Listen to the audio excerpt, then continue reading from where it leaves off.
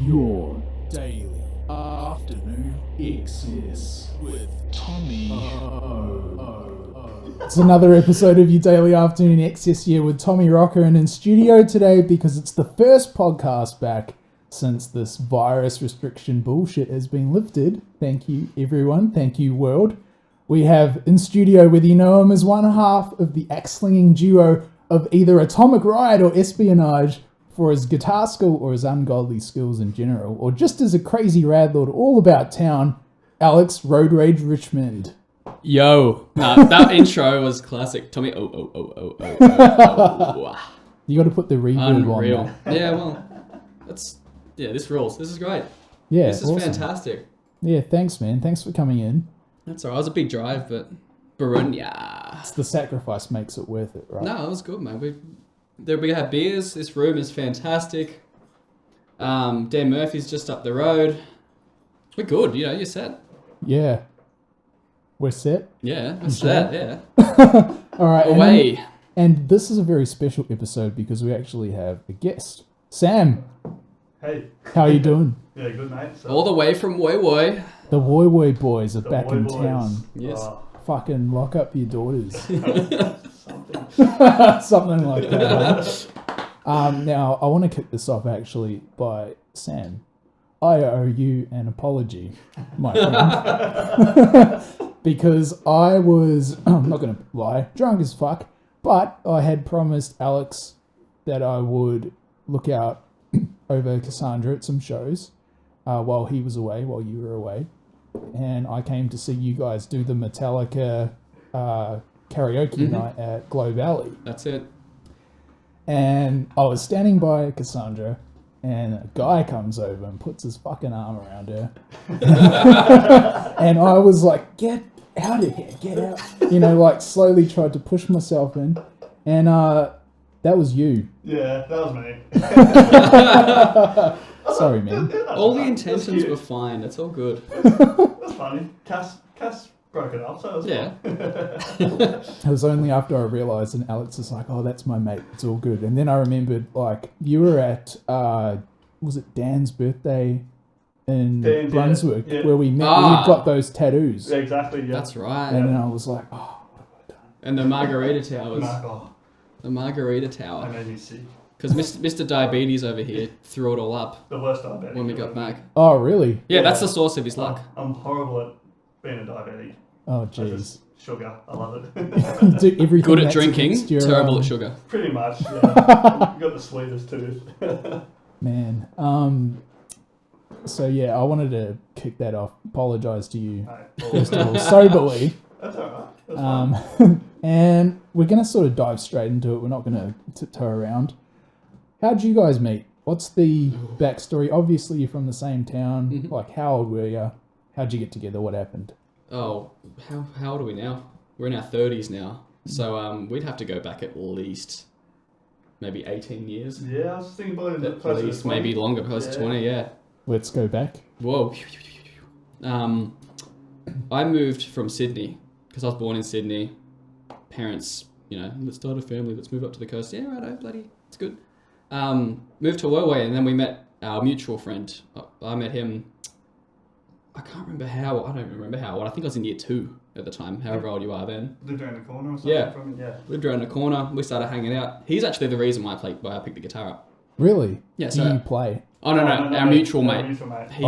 He's a left-handed guitar player. Okay. Blues guy.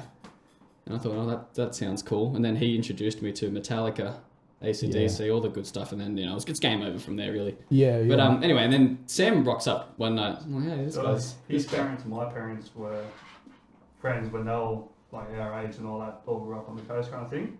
So I've known him practically my whole life. So I think I was like 8 or 9 when I went over to his house. Chublet was there, and You're going to have to explain where that name came Oh, from, yeah. too, because Melbourne people don't Tell know. us. So Dylan's older brother Leon, he's got a mate named Alex as well, and his nickname was Chub. So I'm the little Alex. The little Alex, Chub. Okay. And then literally, it's only since I've moved to Melbourne I've started calling him Alex. Yeah, again, that's which is weird as real shit. weird. He's always been Chublet, so Chublet. So yeah, we just met through a mutual mate, and we'd just, you know, being 10-year-olds, we'd just be doing fun, stupid shit. Very And strange. not much has changed. No, that's it. Still troublemakers. Yeah, just a few grey hairs or less hair. Yeah, well, that's it. Seriously, that's it. Yeah, okay. So you guys pretty much grew up together Yep. and know everything about each other. Pretty much. Pretty close to it, yeah. Yeah, right. So after, I guess, you starting guitar from Mhm. that encounter that you guys just talked about, how come you didn't get into music? I don't know. I love music, love listening to it, like Metallica, all those bands, Fleetwood Mac, love Fleetwood Mac, like all that stuff I do love, but it never really interests me learning an instrument. Yeah, I was okay. more, I love sports, like I was always more a sports person. I would spend my weekends playing sport or nights doing that. Just never really grew towards wanting to learn a guitar full on or any instrument. Not even drums. Not really, no. The best one. Yeah. Hey man, you get to sit down while everyone else stands up. Where's the appeal in that? That's It's great. definitely the one I would want to learn. That's it. Back to stage, less light on me. Yeah, That's great. awesome. So you guys grew up together, obviously, and then Alex. I'll come back to this point a little bit later, but Sure. Alex moves to Melbourne, and then recently, like you're saying, you moved as well. Yep. Your reasons for coming here. So mine was more like I come here for work as well, like being Sparky Tunnels, wanted to do that stuff. Yep. But kind of just wanted to get away from the coast as well. Kind of spent your whole life there, always been there, so. There's only so much you can do up there. You Yeah. hit a brick wall pretty quick. There's It's not- either you settle down too young or you fuck off. Yeah, it's, That's the only it's two exactly options. that, like. I So feel ya. it's, that was it, pretty much. Yeah, right. I mean, I I come from a place that's sort of like you just said, you settle down or you fuck off.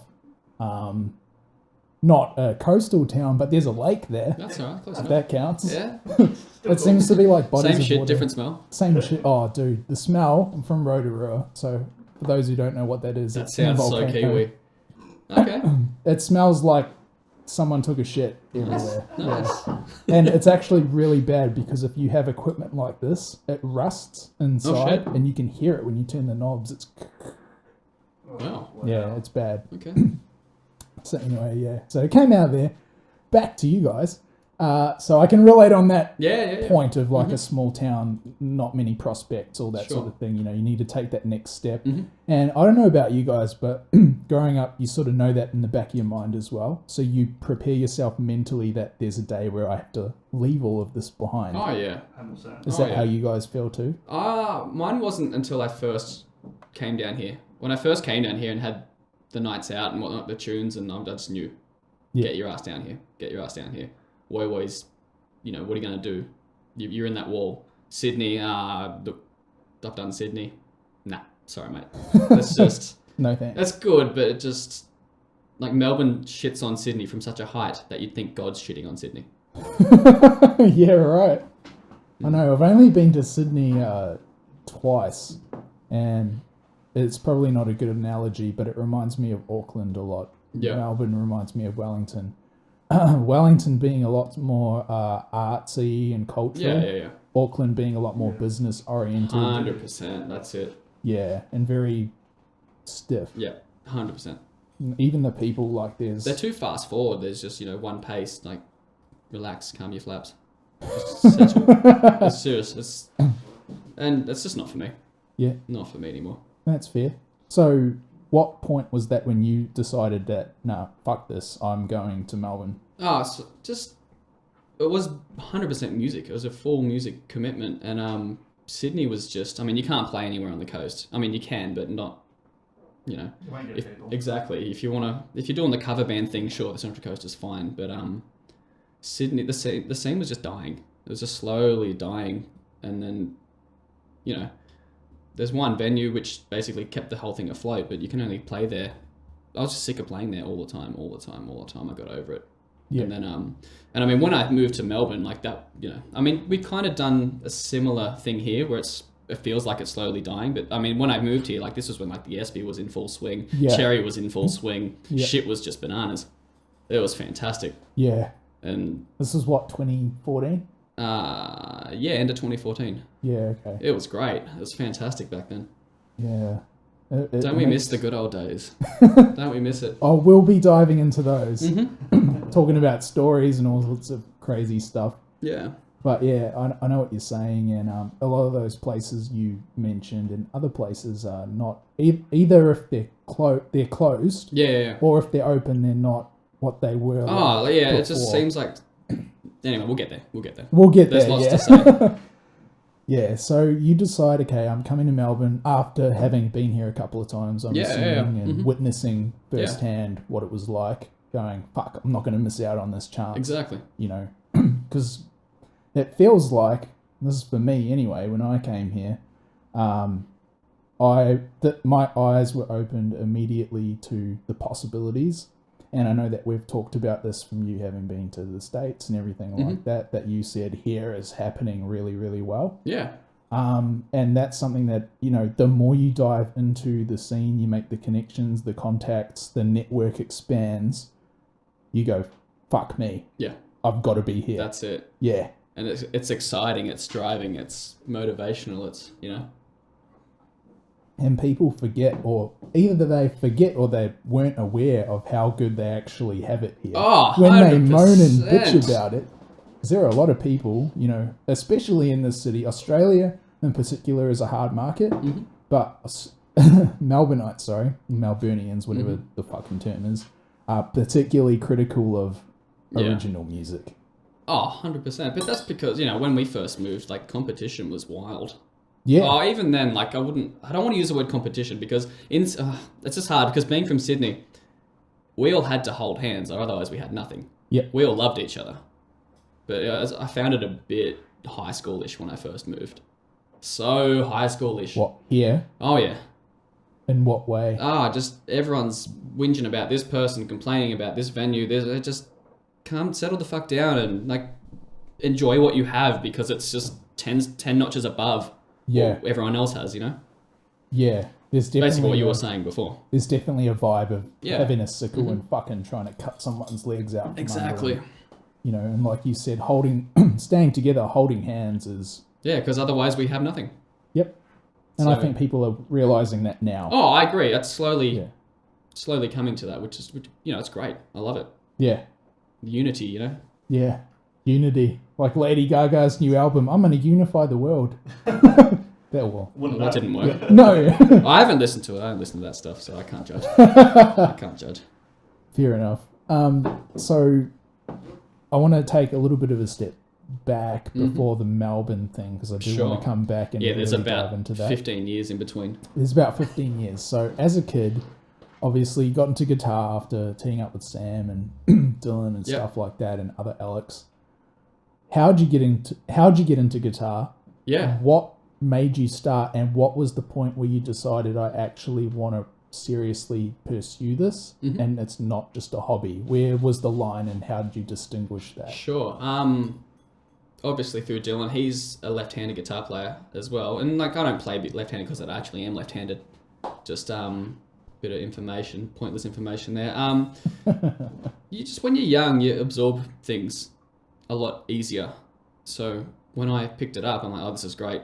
Like, it's just, I didn't really have any goals for it. I just enjoyed it. It was just pure enjoyment. And then you'd hear a song, you're like, that's great, I'll learn it. That's great, I'll learn it. And it was just a roller coaster of just learning songs. Like, at that point, I didn't know what I was playing. It's just, you know, there's this bit of wood with a bit of wires on it. And it just felt good. Yeah. So I just practice on it, make up. Like, this is where, I don't know, I'd argue that's where you get your own sound. When you're younger, trialing and erroring all these different sounds, all this different, you know, you just have a crack at it. And, you know, it works, it works. If it sounds good, it sounds good. If it doesn't, keep trying until it sounds good. Yep. I think that's where we get our individuality on the instrument, from starting off young, figuring it out yourself. Yeah, sure. Because that builds you and sculpts you into who you're going to become later. Exactly. Yeah, and that's a massive thing. Yeah. So, you know, and on that note, influences, obviously, you mentioned Metallica. Yeah. I know we've talked about Kirk being important to you despite what other people say. Oh, yeah, people, I get it. I get why people give him shit, but, you know, he's in a Metallica, so, Fuck you know, you. and you're in your bedroom. Yeah. That's all it is, really. And like, that's what I keep saying, like, look up to your heroes. Don't be them, but, you know, remember what they did. Like, that's about it, really. Yeah, Don't try to be them. Just, remember them. Yeah. And hopefully that they leave an impression on you that you can take and make your own unique thing. That's it. 100%. Someone told me years ago, if you try to copy someone too much, the options it's really two things. Yeah. Either I can see the second-rate version of this guy, or I can just go watch the real thing. Exactly. Why do you want to be that? Exactly. Deep. Look at that. Look at that. Look at that. Like, I know I'm a fucking crazy psycho, but No, I do you're have some heart. No, that's alright. You got to dig, but you get there. Yeah. It's good. So yeah, that's how I was, really just enjoyed it. No other motivation than it was a lot of fun. Yeah. And it wasn't until maybe the end of high school I'm like, shit, this is, I want to take this a bit further because it's pure enjoyment. So by then I was very one-minded, like with rock and roll, heavy metal, and that was it. Yep. And yeah, exactly. That's it. I didn't really have a mind for much else. So but that was until I went to uni in Sydney. And to study what? Music. I did not know this. Yeah. Okay. Bit of paper on the wall, mate. Yeah. Did you pass? Yeah. Yeah, right. Oh, I had no idea. No, yeah. It sounds dumb, but yeah. Okay, so you didn't study music. There's a degree on the wall. Fuck me. Really? Yeah. Jeez. I don't know, man. A few people might know that, but look, it doesn't really. It's just a piece of paper, mate. Yeah.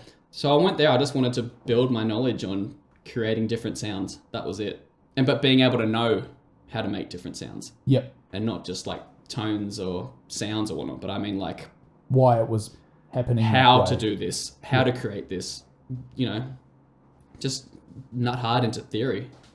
That was really what I wanted to do, and yeah. Did it benefit you? Oh, 100%. If you hear this sound in your head, that's this sound, why is it this sound? Like, you can break it apart. Yeah. I really wanted to be able to do that. And it really helps with songwriting and all this other stuff. But then eventually you have this break the rules idea when it comes to writing or following scales or blah, blah, blah. You just... How so? You making the wrong note sound right. That's something I've always chucked into my playing. Okay. Grabbing a note that just shouldn't be there and making it work. Right. I'm all over that. I Is love that. Yep. Present in some of your recordings you've done?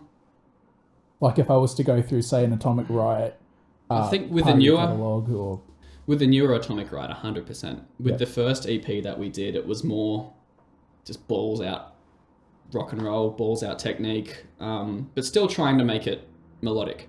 Yep. And that's a tough thing. That's a tough thing to do in our genres, Yeah. So be flash, but be tasteful. Yep. Like an exotic piece of cheese. Be flash and be tasteful. Yeah. I don't eat cheese, but I can see you where should you're start. coming from. I can't. My body says no. Oh, does it? Yeah. Does it come out too early, does it? Comes out 2 holes, and they ain't good. Yeah. Cheese, please. Yeah. Okay, so with like what you're just saying, discovering stuff, making it sound right, and applying it to the bigger picture, let's say the songwriting process. How I got to be very careful how it worded. I guess the best way to say it is you're obviously a guy who has great capable skill on a guitar. How do you decide where the line is between, okay, I'm going to show my skills like crazy and I'm going to play to what the piece of music requires? Oh, yeah. And where do you draw that line? How do you cross it? How do you blend it? It's such a tough line. Like in the studio, the atmosphere, you're just so stripped back. Yep. That you're more relaxed, you're more capable of really digging into where you need to go. But it's just, you play live all the time. It's when you're doing your thing, the adrenaline just takes you over. You just want to rip. You just want to roll. Yeah. It's just, it's tough. If solo time comes during the set, you let rip. Absolutely let rip. But in terms of the song, I mean, it's kind of instinct in a way, knowing what to do. And I mean, you can't really teach that. Everyone's got their own different method. Everyone's got their own thing. It's just, if it feels right to you, then that's all that really should matter. You don't need anyone else telling you it's wrong or anything like that. They can just get fucked. Yep. And So- if people appreciate it, they do. If they Exactly. don't, that's fine If too. don't, I mean, it's planet Earth. You can't please everyone. That's life. Yeah, It's just, it is what it is. that's right, man. If you go in there with the mindset thinking you can please everyone, No. you're going to be severely disappointed. Exactly. What is it? You should go in knowing you can't please everyone, but you can sure as fuck try to. Yeah, well, that's it.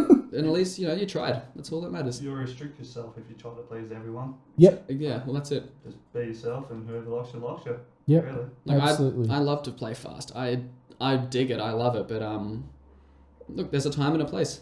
And I mean, I guess with all my lead playing and solos on the tracks, I mean, that's what felt right at the time. Yep. I might not feel that way now, being, you know, a couple of years later, but It's a time shot of that time. exactly right. Like it's a snapshot of where you were, who you were Yeah. as a guitar player. And everything changes, everything evolves. Our ears are changing. We're all getting older. You know, it changes. Yeah. It'll always change. Yep.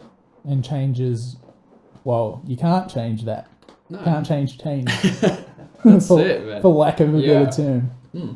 All right, so you go to university, you say, okay, I'm going to study music, get my degree, Yep. do that.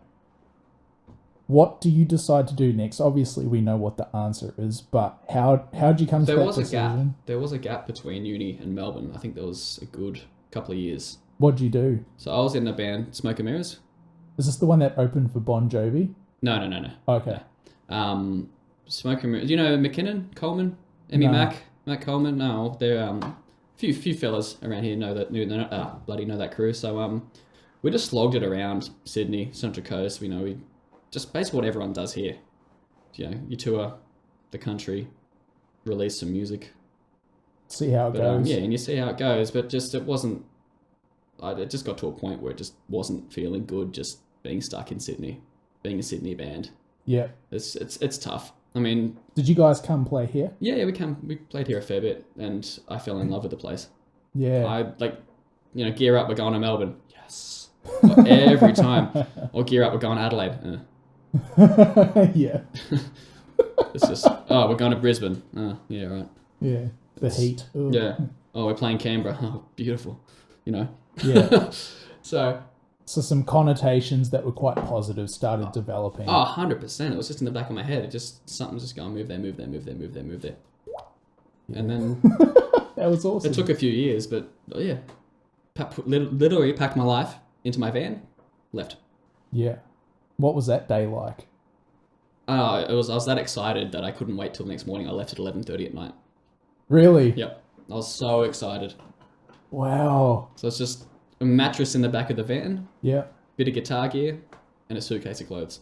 That was it. Didn't know where you were going to live, nothing? I think I've got a lot of Ash to thank for that.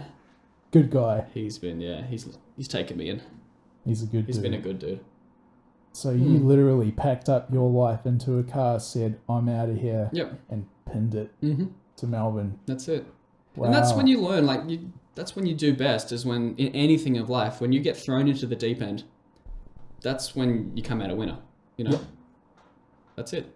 Can't agree more. What does Dylan always say? If you take a mouthful and, what was it? I can't remember what he said. He always tells me, if you chew too much, then chew the shit out of it. I can't remember what he says. That's awesome. He's going to listen to this and correct me. That's for sure. Wow. And experiences like that obviously play a huge role in building who you become, the type of person you become, and all that sort of thing. And that's it. Everyone just learns best when they're put in a hard situation. Yep. And it's sink or swim. Exactly. Yeah. No one wants to sink. What? No one wants to bloody sink. No, of course not. And you'll do anything it takes to survive. Exactly. And it's just, it's like there's a fire under your ass. Yep. You do something about it or you get burnt. Yeah. And I think for a lot of people, this is just from talking to other people who haven't done things like what we've done. A lot of people say, oh, how could you do that? Weren't you afraid? All that sort of thing. Part of it is you don't let that be an option. Yeah, that's And just secondly, secondary. Yeah. You go, okay, this is really happening. This is reality. I'm either going to fuck myself royally Yeah. or I'm going to fucking win and push through Well, it would have this. been tougher for you, mate. It's like, if things fell to shit for me here, I could just drive back home. Bit different for you, mate. Yeah, can't swim home. Back on the boat for you, mate. Yeah. No, that was a big day. You Yeah. know, the day I left, my dad didn't even believe I was leaving No, until I was really? actually going out the door. He's like, "Are you actually doing it?" I said, "Yeah." Classic. Yeah, hard times. So you get to Melbourne. Mm-hmm. You've decided, I'm doing it. You pack the car up, drive here, ready to start life. Yeah. Really Well, that's excited it. about that next Mhm. chapter. What happens? Well, basically, I took a month off working off just to get a headspace of, shit, I'm here. This rules. I love it here. First thing I did, I gave Drew a call. Drew Sir. Gave him a ring. How'd you know him? I didn't know many people. I knew Drew, Ash, and Jared Medwin. They were the only 3 people in Melbourne I knew. So I give Drew a ring. I'm like, I want to put a band together. What are you doing?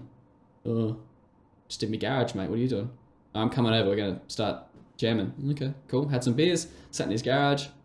And he showed me, which is now the first couple Atomic Riot songs. So that was Which songs are they, out of curiosity? Ace Up My Sleeve and Yeah, Whiskey okay. Business. Whiskey. They were the Business. first 2, which were just done in the garage of his place. He's got that's a little bed set up there and a few little amps, and we're just noodling along. It was good fun. That was Okay. great. And then at the end of that day, we decided, look, fuck it, we're doing this. Who else do we know?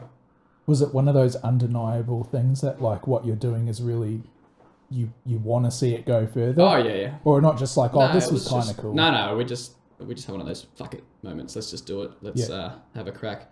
And then I think it was like a week later, we're at Hydra Studios when we had I think his mate Tim on drums. We didn't have anyone on bass, and we just put ads out. And then I was just in the room, just having a bit of a noodle, waiting for singers to rock up. And then I asked Drew, "Oh, who's coming in today?" He's like, "Oh, this guy named Ash." And at the back of my mind, I thought, "Oh, get fucked. Oh, shit." And Ash kicks the door in, goes, "Rock and roll!" to the top of his freaking lungs. Done. He didn't even have to sing. That was it. He had it. He had the job Hilarious. straight away. Oh, yeah, it was amazing. And yeah, he's the best. He's the best front man. He makes everyone smile. He just has that charismatic personality. Yeah. You know? Very, very likable guy. Yeah. Very 100%. captures Approachable. the crowd. Very he just wants everyone just has to be having a good time. Yeah. That's it. It's all Yeah. fun. It's all anyway. I'm just reminiscing on that moment. Yeah, no, please do. Fantastic.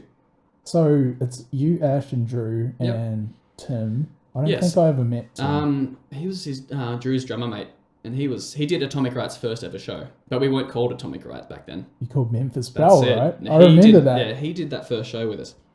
But I believe at the time Ash and Tommy were hanging out, really great mates.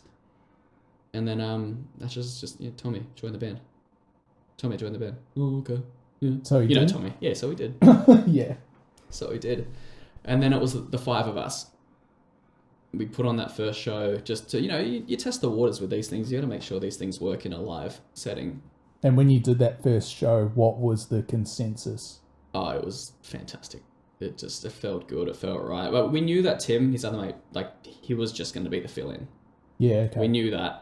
So, but even then it was electric. It was fun. I don't know. It's just a gel. It's just a good gel. Yeah. So, Felt the chemistry happening. That was great. How good is that feeling, like, when you're on stage playing and there's a magical fucking energy or whatever you want to call it that goes on? Because all of us have our own different things. Like, that's one thing I can say about the Atomic Riot Boys. It's there are 5 completely different, unique personalities going on at the same time, but still as one unit. Yep. That's just No, we love that. That's fantastic. That's Like, amazing. Drew's Smiley Drew, Tommy's the party boy, Ash, don't need to say. Everyone just knows everything that's and then so we were just slogging it out. Eventually we got so Tim eventually obviously stepped down. Yep. And then we got another bloke from Tassie called Ben. He filled in. I think he stuck out with us for a fair bit. Just as we were slogging around Melbourne, talking all that stuff. But then he stepped down. Then we got Matt Evans in. Yeah. God, and that was when the party began. I was gonna That was say, when the party began. I remember when we were recording the Scarlet album, Mitchell was talking about someone called Tim, and then I didn't know about this Ben guy, Yeah. but obviously Matt Evans I knew about. Oh yeah. Because he was fucking late that time. Remember, we were playing with you guys, and he was supplying the drum set, and we were about to go on. I'm like, dude, where's the drums? And he turned up, and the fucking kick drum had a hole in it. I was like, no. When was that? That was at Cherry Bar. Yeah, Righto. awesome guy. Fucking love him. Great dude. Like, great Best. dude. He recently organised. Best haircuts in Melbourne. Yep. Best haircuts There's in a Melbourne. plug for you, Matt Evans. If you need a haircut, go see him. He's a genius. He's a genius. And he's an awesome guy. He's a good guy. So then Matt joins. Yeah, Matt joins, and what did we do? Yeah, still slugging it out. I remember we road trip to Sydney in my little Subi. So I think Tommy might have flown, but there's me, Drew, Ash, and Matt just sitting in the car. Blah blah. That was a wild trip. Beers in the back. You know what it's like with road trip with the boys. Boys. Yeah. And yeah, it's just good to go. Like, that's why I do love playing Sydney, just because I get to go home and the home crew come to all the shows, catch up, blah blah blah. But yeah, then we drove back. I think it was a trip back where we Matt was in the front seat, passed out asleep, and we just covered him in rubbish, like head to toe. He woke up in a mountain of it. So that's where he got the nickname Bin Lap. I don't know if you heard that one. Old mate Bin Lap. I'm just gonna start calling him Bin that. Lap. That's what happens, man. Rules of the road. That's if you pass out, people can fuck with you. That's it. That's the deal. And there was Macca's juice all over him. It was fantastic, man. But yeah, that drive sucks. That's a horrible It's drive. like 8 or 9 hours, isn't it? Was it? Yeah, about nine and a half. Yeah. Because it's 10 back to where we are, I believe. Yeah, it's just over 10. Yeah. Yeah, right. So when Matt comes to you and says, I don't want to do... Stepping down, boys. I'm stepping down. I don't want to do this. What do you do? I think we had like a month or two break, I think. Because we'd been asking Nick since Matt left, join. And Nick's like, oh, I don't know if I want to. No. But we got him eventually. And he's a monster drummer. He's Holy great. shit. Yeah. He's a cool guy. I have no words for how good his drumming is. I have no words. Every time he's in the studio and I'm watching him drum, my jaw is just dropped. Yeah. He's just, I'm lost for words now. I think about it. It's just when you hear the drumming on the new album, it's you'll know what I mean. Okay. It's cool. fantastic. Oh, Shit. Yeah, I've already got a very. I know that he's an awesome drummer. Yeah. I remember seeing him for the first time with Killshot. Oh yeah, And of course. I Him and was Tommy at back in the Cherry day. Bar, and when he looked like Sinister Gates. Yes, 100%. I was like, hey, Sinister Gates. And then, anyway, he was at the bar getting a drink, went up, said hi and stuff. And then that's where I met him. But we've had really good talks about drumming just on its own since then. And some of the stuff that, he pulls out, especially live, when he when he says, I've got this new thing I'm going to try tonight on the pedals or whatever. I'm like, oh, yeah, cool, man. Have a look. And the dude's a machine. Oh, he's a gun. Yeah. Absolute gun. No, we're lucky to have him. We're lucky to grab him. So, can't wait. I think we've all got an itch that needs scratching right now because none of us have gigged for months. So, yeah, and it's time to get out there and start getting that. yeah, so it's, the fire's starting to light under everyone's ass again, I think. It's like It's if you been- don't come in ages and you get Oh. horny as fuck. Well, if there's a metaphor for the music scene for that, I'd love to hear it. Oh, I've got no idea. Yeah, cool. So you guys, obviously, Nick, Sunset, you, Drew, and Ash are pretty much like the core Yeah. lineup. Everyone sort of knows Yeah. for that band. Yeah, that's it. Everyone does know about Matt and his contribution Absolutely. because he's just he's a lovable dude. He's great. You can't not like Matt, He's awesome. I don't recall meeting Matt or where it was. It's probably at one of your shows. Yeah. But Nicest dude. great dude. Awesome tattoos. Yeah. Very, very cool tattoos. And yeah, like Alex mentioned, he's a hairdresser. So if you need a greatest. haircut, fucking go see Matt, Greatest, and he will hook you up. greatest hairdresser. So you guys start doing Atomic Riot and all that. Obviously, you gain, what is undeniably a Melbourne cult following of fans and shit like that. You're maybe. known as a fucking Maybe. staple hard rock band in this city, in our circles. So what I sort of relate this to is, what would this be, 2015? Yeah. 16? When we started? When you start really Yeah. getting a name for yourself. Oh, maybe late 2015. Yeah, okay. And when was the show with the pyro? Oh, that was cherry. Yeah, we had that attitude where it's just like, you just go all out. I mean, people are paying good money to see you. Yeah. Give them their money's worth, mate. Yeah. Make sure people leave talking about it. Yep. So I think Tommy knew, I can't remember names for the life of me, but yeah, so Tommy had this pedal in front of him and just stepped on it whenever the fire to... It was Didn't he great. singe his hair? I'm not Or was it you that got your hair singed? Oh, no, that was when I lit my guitar on fire Oh, with the deodorant. Yeah, I singed the front of my hair. It stunk. that's awesome. That's so rock. Yeah, well, I mean, there's so many things I could go on about, the whole live show and what Yeah. needs to happen. And I don't know, it's just... Anyway, we'll get there. We'll get there. We'll get there, mate. So in terms of what's important to you in a live show, I'll tell you a quick story. Yep. I had a friend who, from high school, New Zealand, he was over in Melbourne for I don't know what they call it, like an internet gaming party, like competition thing. Anyway, he was staying at my place. I said, dude, let's go out. I'll show you like what it's really like. And Atomic Riot was playing at Cherry Bar. I said, shit. you got to see this band. Fucking got pissed, jumped in a taxi, straight to the city. And I can't remember who was drumming actually. It doesn't matter because all your drummers are fucking great. So Cheers. there you go. Cheers. So he came, he saw you guys play. He was, because we didn't have anything like that from where we're from. Mm-hmm. Like it's only reggae bands, R&B, and dub, Okay. and ska. Which is fine, but if that's Yeah. all there is, you get sick of it. Yeah, too much build up of energy, mate, that doesn't get released. Build up of energy. It's like blue balls, but musically. Oh, you found your metaphor. There you go. Blue balls. So anyway, Alex comes, sees the show, goes, that band was fucking awesome, gets photos, all that sort of thing.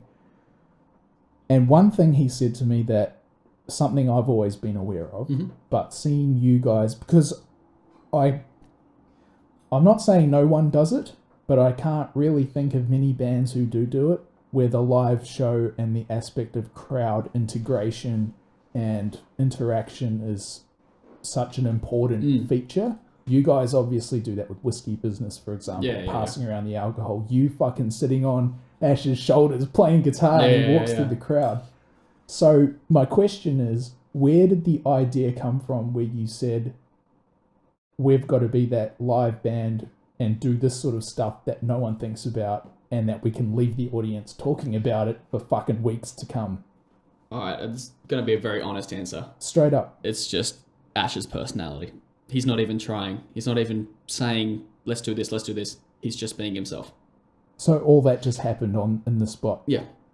It wasn't planned? It wasn't planned. That's just Ash. Wow. Oh, I mean, yeah, because Ash, he used to, he works all the bars, so he'll just get a bottle of whatever, hide it behind the drum kit. It's like, all right, we're going to, it's Whiskey Business. You got to blah, blah, blah. So he obviously came up with that idea. I think the shoulders thing came because I just got my new guitar wireless one of the nights. I can't remember for the life of me when or where it was. But he's like, Rage, get on that guy's shoulders. Okay. And that was it. Just did it. And you guys are the kind of guys, you guys are the kind of guys who will just say, yeah, I'm doing it. Yeah, well, a lot of that comes from Tommy. Yeah. Because, and you can all see that, right? If you say, Tommy, you won't do this, that's the secret. You won't do this, Tommy. You won't do this. You tell that guy to not do something, he's going to do the opposite. Exactly, and I'm sure you all know him well enough to, he won't say no to anything. I was on a plane with him. How much fun is it being on a plane with him? Oh my God. We were going from Melbourne to Sydney to do the Purple Plush Revolver shows. Oh, sick. With Dell and Castellini. And Dallin Castellini were on a different flight. Me and him were together on this one flight. And we hopped on the plane. I'd just ripped my fucking toenail off like the day before. Ripper. And I was walking around Sydney carrying all this shit. Like, I was in pain. I said, I need to have a drink. And then the air hostess comes along. She's like, oh, what do you guys want? And I say, oh, can I get 2 beers? She goes, yeah, fine. Gives us 2 beers. Yeah. And then Tommy's like, oh, where are you going? Like that. And she goes, what do you mean? And he said, oh, I want 2 beers too. Yeah. In his innocent little voice. Yeah. Love it. That's Tommy. She refused the service. She's like, I'll come back if you drink these. But she didn't. So anyway, yeah, awesome guy. Yeah. He's so much fun to be on a plane with.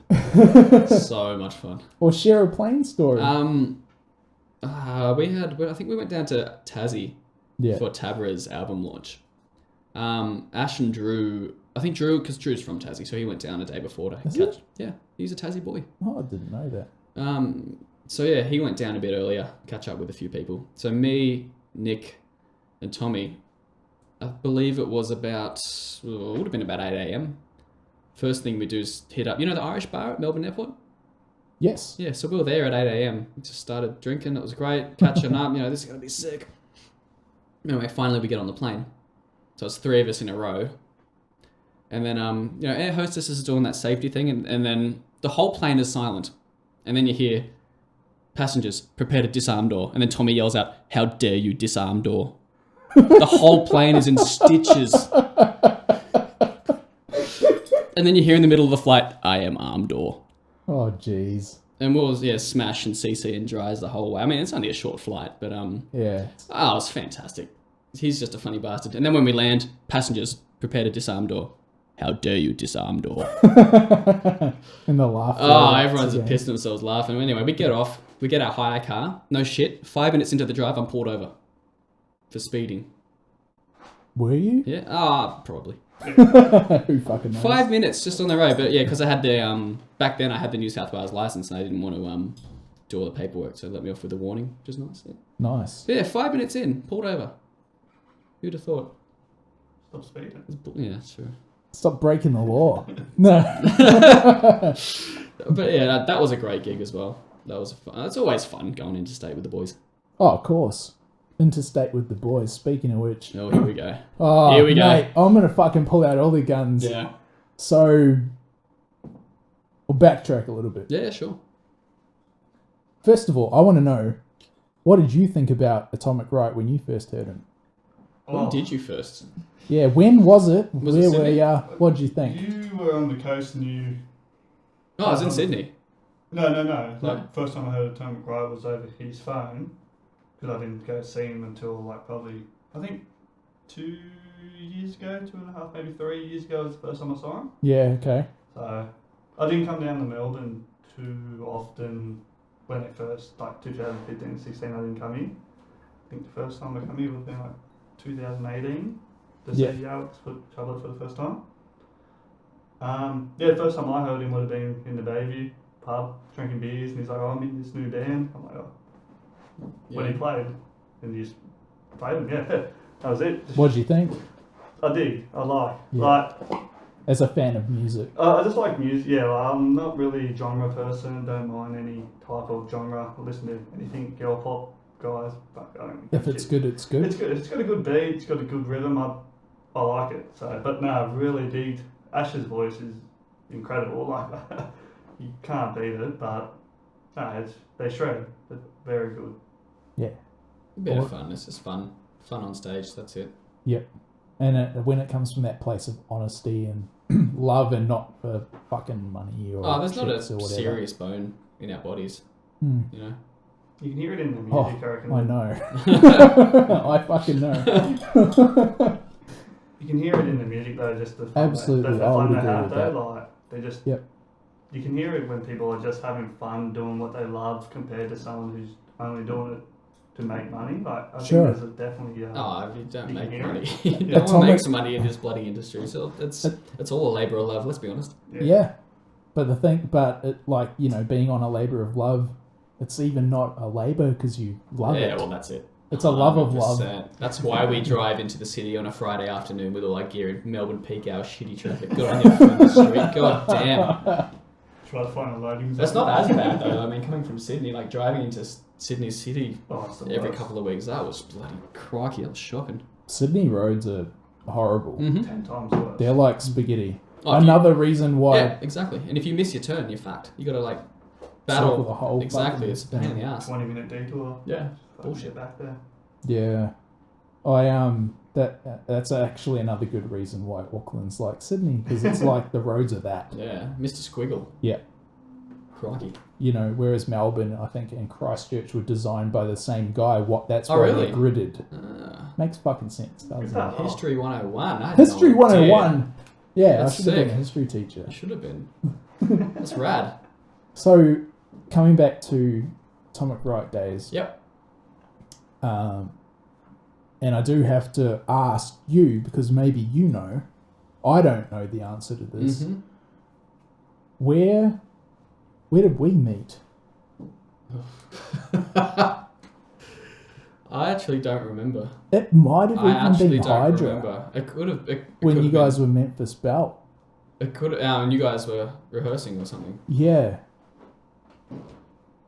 I'm just trying to think where I first heard Atomic Riot. Or like, Honestly, mate, I wish I could remember. I know I first heard about it when you guys were at Hydra. Yeah, because Because Mitch was friends with Drew. Yeah, surely.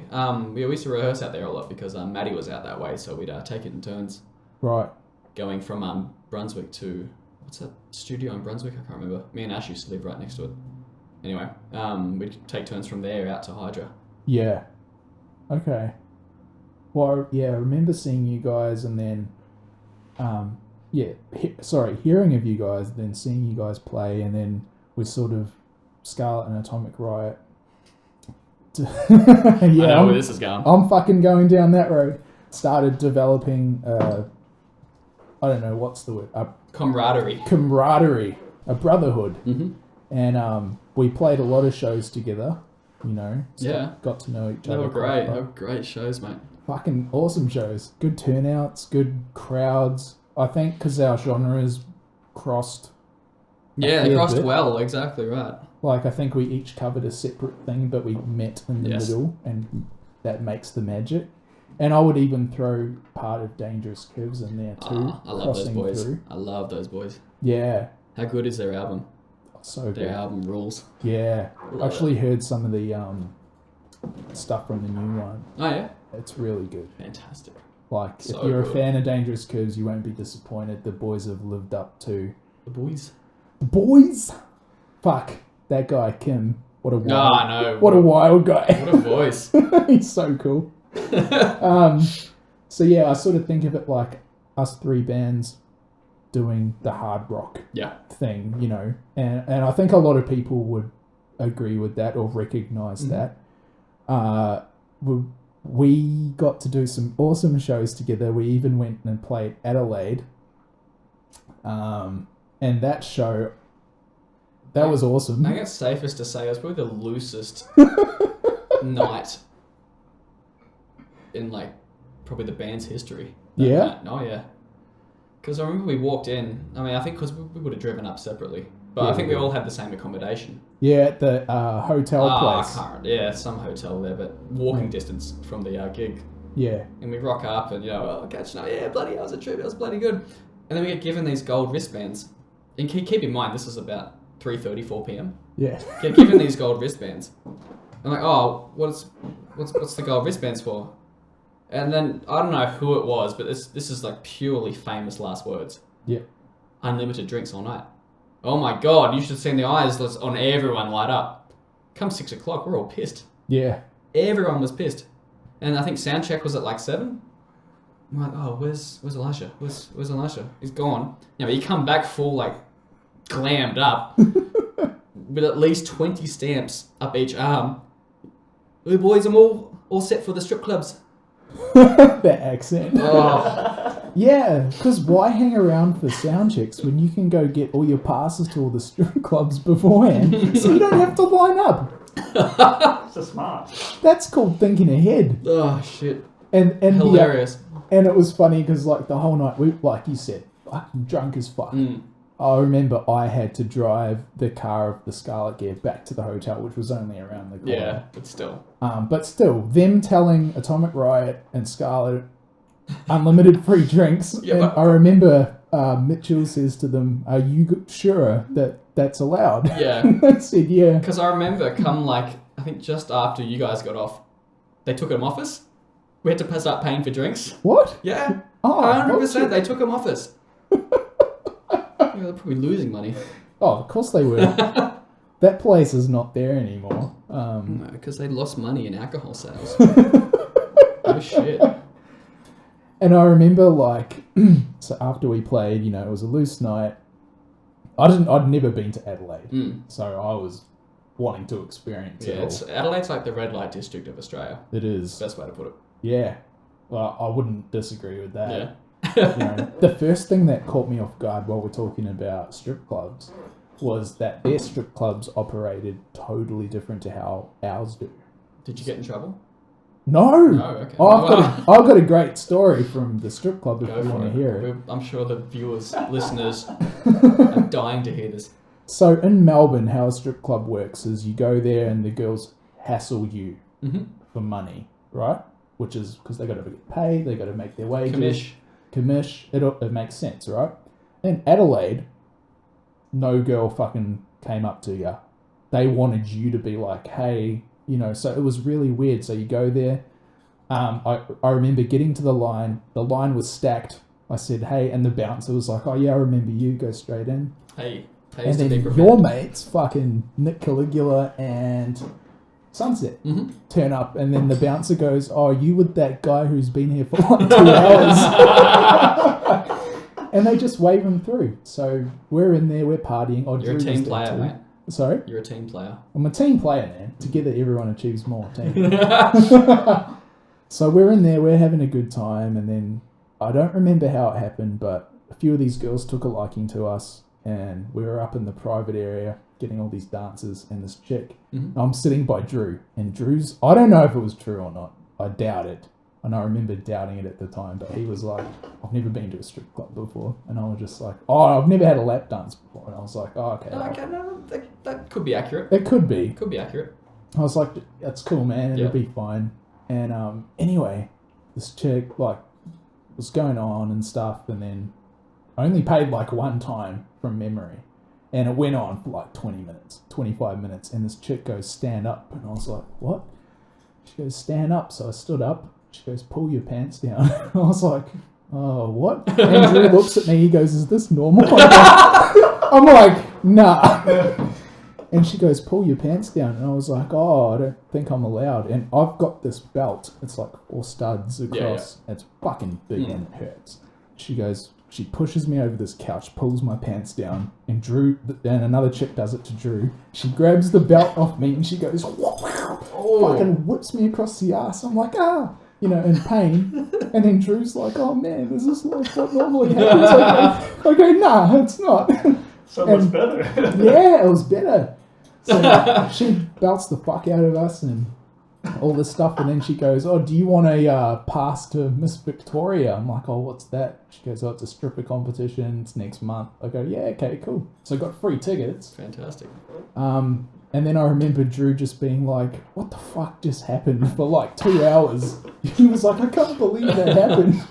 And we're wandering through Adelaide, and we met up with Sunset, and then we went to get pizza or something, and then they disappeared. I don't know where they went. And I went, found out later where he went. Yeah. And then I got home, and home to the hotel, and everyone had taken all the beds, so I had to fucking sleep on the ground under the aircon that there was no remote for, so it got cold as fuck. And then I didn't even really go to sleep, woke up the next day, and yeah, but the Radelaide imprint is in my mind, you know, from the show we had too. It's a wild place, mate. And Mitch getting up on stage when you guys were playing and like jumped off and he like hurt his ankle, and I was like, oh fuck, how are we gonna play? And then because that stage was fucking deep, it was good. It was massive. It was good. Yeah, great place. Turnout was fairly decent. Super decent. Yeah, we woke up next morning. We were like, where the hell's Tommy? Where's Tommy? apparently it was at the Hilton with like some couple that he invited over like the day before, and they flew over, and yeah, he was a mess. I actually have to show you the photo that I took of him the next day. I've still got it. I still show people because it's fantastic. Just from a fun night out. It was fantastic. It was ripper. But yeah, like, you know, we're obviously all not fit. We were a bit rusty the next day, thinking, shit, we got like how many hour drive it is back to Melbourne. Rusty. Rusty. It's great though. Because when we were leaving the hotel, we saw Nick standing out by the ute, and he was like, "We don't know where Sunset is. Yeah, We're trying to find it." had no idea where it was. It was fun, and there were a lot of like good nights we've had like that. Oh, 100%. 100%. Partying, having fun. It's just, you know, family in one room. Family. You in can't one argue room. with that. That's No. just, you know, it's going to be a good time. Absolutely. Regardless of tunes, even if it's just, you know, doesn't even have to be live music. You got these people that you love and care about. It's just, what a night. Yeah. That's all you need. Just fun, enjoying each other's company. Exactly. And Talking friendship, shit, having beers. Yeah. Fantastic. We've had some good times like that. So good. That's just best. Yeah, and that's what it's about, you know. Like Exactly. the music can come and go, but if you remember that stuff, that's what stays with Exactly. you under all that, you know. Exactly right. And it's fun, man. Like the key is to live in the moment and enjoy it as well, and not be so obsessed with the music part of it. Like that's fun, Exactly. but that at the end of the day, that'll pass away, you know. Well, that's it. That's Friends 100% and right. family are. Yeah. Yeah. No, so we've had some good times and stuff, and I don't even remember when we started getting loose together. Would have been that gig in Bayswater. Oh yeah. When, Explain. so my partner Cassandra had a gig. Was it Bayswater? I can't remember. I think it was at the barn. That's some like hillbilly shed looking place. Yeah. And I had no idea you were coming, so you know I'm just supporting the miss, getting out there, listening to some of her tunes, which is always good fun. And then you rock up, and then, you know, like, the epic hugs that we have, we're jumping and straddling, and, you know, oh, shit, I can't believe you're here, blah, blah. And it went from, like, enjoying each other's company to having a great night, listening to good tunes, to, six tequila shots after, and we're wrestling, WWF wrestling out on the concrete. In a loving way, not a violent way. No, in a very, oh, God. And then, I think on the way home, I threw up on Cassandra's shoe. So, all over it. Romantic. All over the shoe, mate. It's what a loving partner does. Oh, exactly. It is. But if she loves you back, she'll forgive you. We've all been there. Oh, We've all done I hope it. she has after all this time. I remember, yeah, we started doing tequila shots, and I remember there was a point where the girl said, "Oh, are you not using the salt?" And I was like, "What do you mean the salt?" Because I didn't even know you had to do the Yeah, salt. salt and the lemon. So I just fucking opened the salt, remember, and started Ugh. drinking it down. And she was like, I think that's when we got cut off. Yeah. Yeah, and Yeah. then we had the wrestling fight out in the thing. Yeah, I don't even know how that started. No, I don't remember how that started. We were both just like ass up on the concrete, Oh, just in yeah. pain. Massively. Like, woke up on King Street, and I don't know how I got there. That's usually a sign it was a good night. That's tequila. That's tequila, man. That's It's tequila. brutal. I used to live with a tequila enthusiast. I don't know if I told That's you. a job title? It's a fucking job title. Wow. And she taught, here's a method, this is the educational Yeah. segment, for drinking tequila the way Mexicans drink it, Mm-hmm. sipping on it, not fucking Yeah, shoving yeah. it back like some 18-year-old bitch. Mm-hmm. To forgive my PC, my lack of PC. So the way you do it is you breathe in through your nose, you take a bit of the shot and you breathe out through your mouth, and all Mhm. the fumes come out through your mouth. Dangerous piece of advice, because when she told me, I applied it to every spirit. Oh, God. It Here we go. works. Alright. You can drink anything, Yeah. you just Sip on it. have it, breathe out all the fumes through the mouth, and then you won't get the burn, you won't get the shakes, none of that. You're going to have to Really? lay some education on me at Yeah. some point, because Yeah. I'm I curious want to do now, that. because when someone says, oh, it's shot time, I'm like, alright. This is Fine. gonna I'll do it. Fine. Yeah. Yeah, no, it saves the guts, saves the burn, everything. Yeah, because every time I do a shot of tequila, you can just feel it sit in your stomach all night. It Yeah. sucks. I find tequila not too bad. Nah, vodka and tequila are my no-nos. Vodka. The clears. Yeah. What about gin? No, I don't really drink gin that much. It's just I'll stick with the rums, Ooh, the whiskies. Kraken, that's the cracking rum. stuff. Yeah. Horrible. I love that stuff. We should get a bottle on the way home. No, we should not. Yeah, speaking of shopping lists. Yeah, You get exactly. that. You get that, I'll get tequila. Done. Shot for shot. Battle. So how important doing, having all the fun and the experiences Yeah. as well as playing music, how important are those to coexist? Oh, 100%.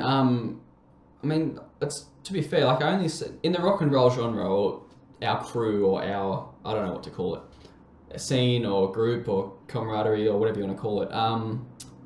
It's like a natural thing. It's not. I mean, I don't see too many people taking themselves, well, not in our scene, taking themselves super serious about this thing because we're all having fun. It's a family in a room, and that's the best vibe. That you're always gonna have a good night, even if you play shit, even if it doesn't matter. You're playing to your family. Yeah. That's the best. That's the best feeling. And then you make new fans, and then they become good mates, and it's just I love it. Yeah. The whole Love it. process. Exactly, the process. It's great. It's a good process, and I miss it. That's why I said there's a tingle, there's an itch from not having played so long. So Yeah. No, I feel you Sucks. 100%. mm. And with fans, you just mentioned fans becoming friends and things like that. Yeah. What's your worst fan encounter?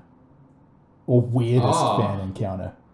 Zzz. I don't know. I think maybe back in the Smoke and Mirrors days there was What a happened? bit more of that. I got kicked in the nuts. Why? Because there was this show, I think it was at the Baldface Stag up in Sydney. We're releasing our EP. I'm not sure if you were there or not. No, not that one.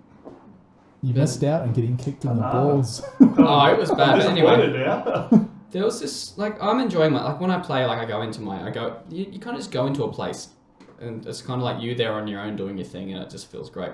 But there was this girl down the front row, and, like, she wouldn't stop screaming at me, like, just yelling, making noise, just distracting me. I'm like, dude, I gotta play, stop. Like, pushing my pedal board and trying to press button. Maybe, I don't know if she was drunk or not. No idea if she was drunk or not. Anyway, we get off stage, like, it was a great show, had a lot of fun. Oh, it was a video launch for, remember Sam Goldie's party? Yeah, you were there, yeah. Yeah, same Yeah, so it was a video launch for that. Anyway, I didn't get kicked. I get off stage, and I can't remember if it was McKinnon or Coleman who I spoke to.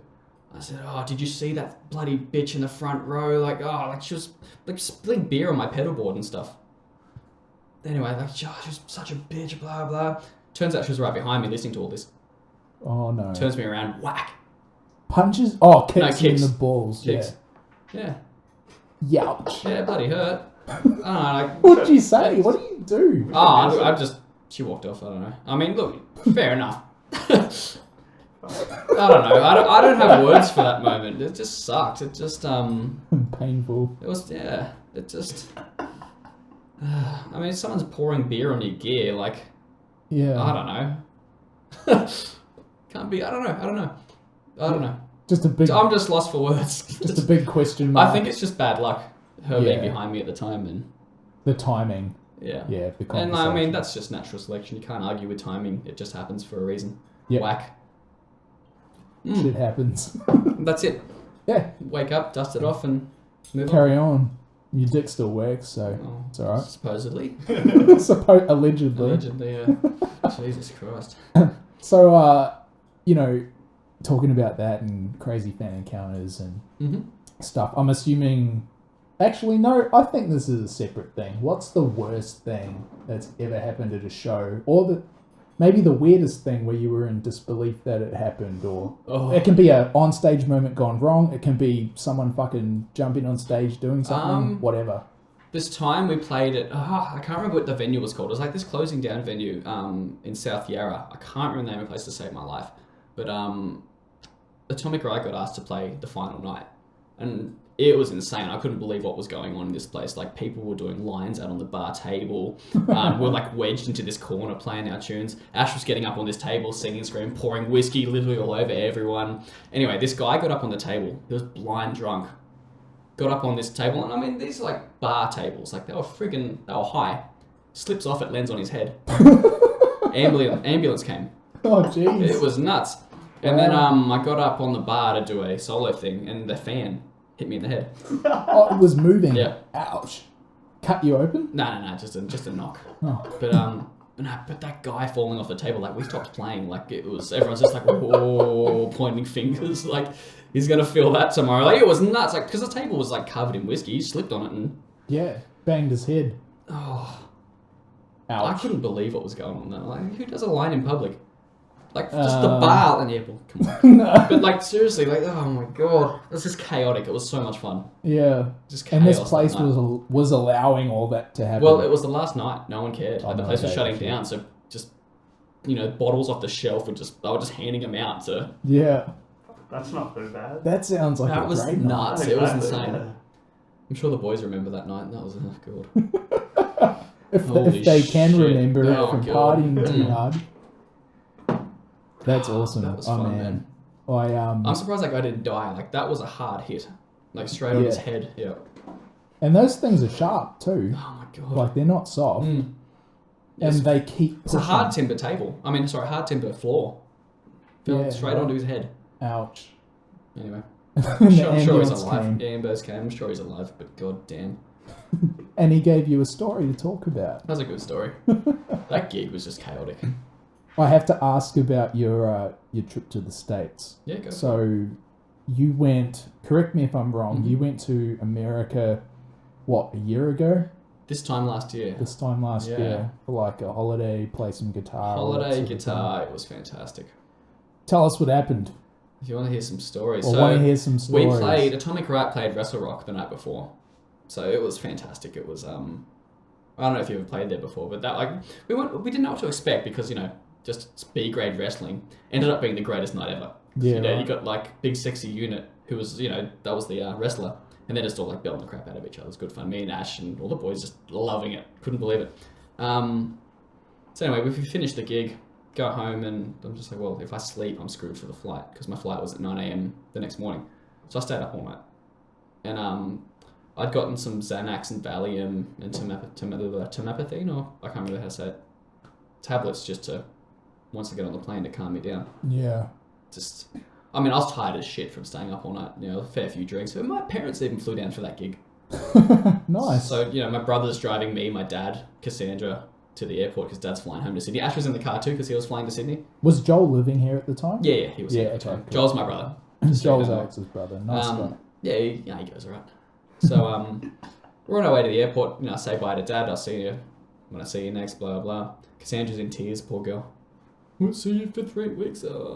It sucked. Mm. But anyway, I'm sitting, waiting for the flight, going, I'm in the Qantas lounge, so I'm like, sick, I'll grab a few beers. Had some more beers.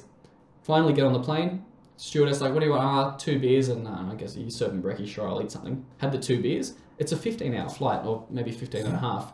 To Los Angeles. Yeah. Yeah. What did I take? I think I took 1 of each, plus the rest of it, of all those tablets.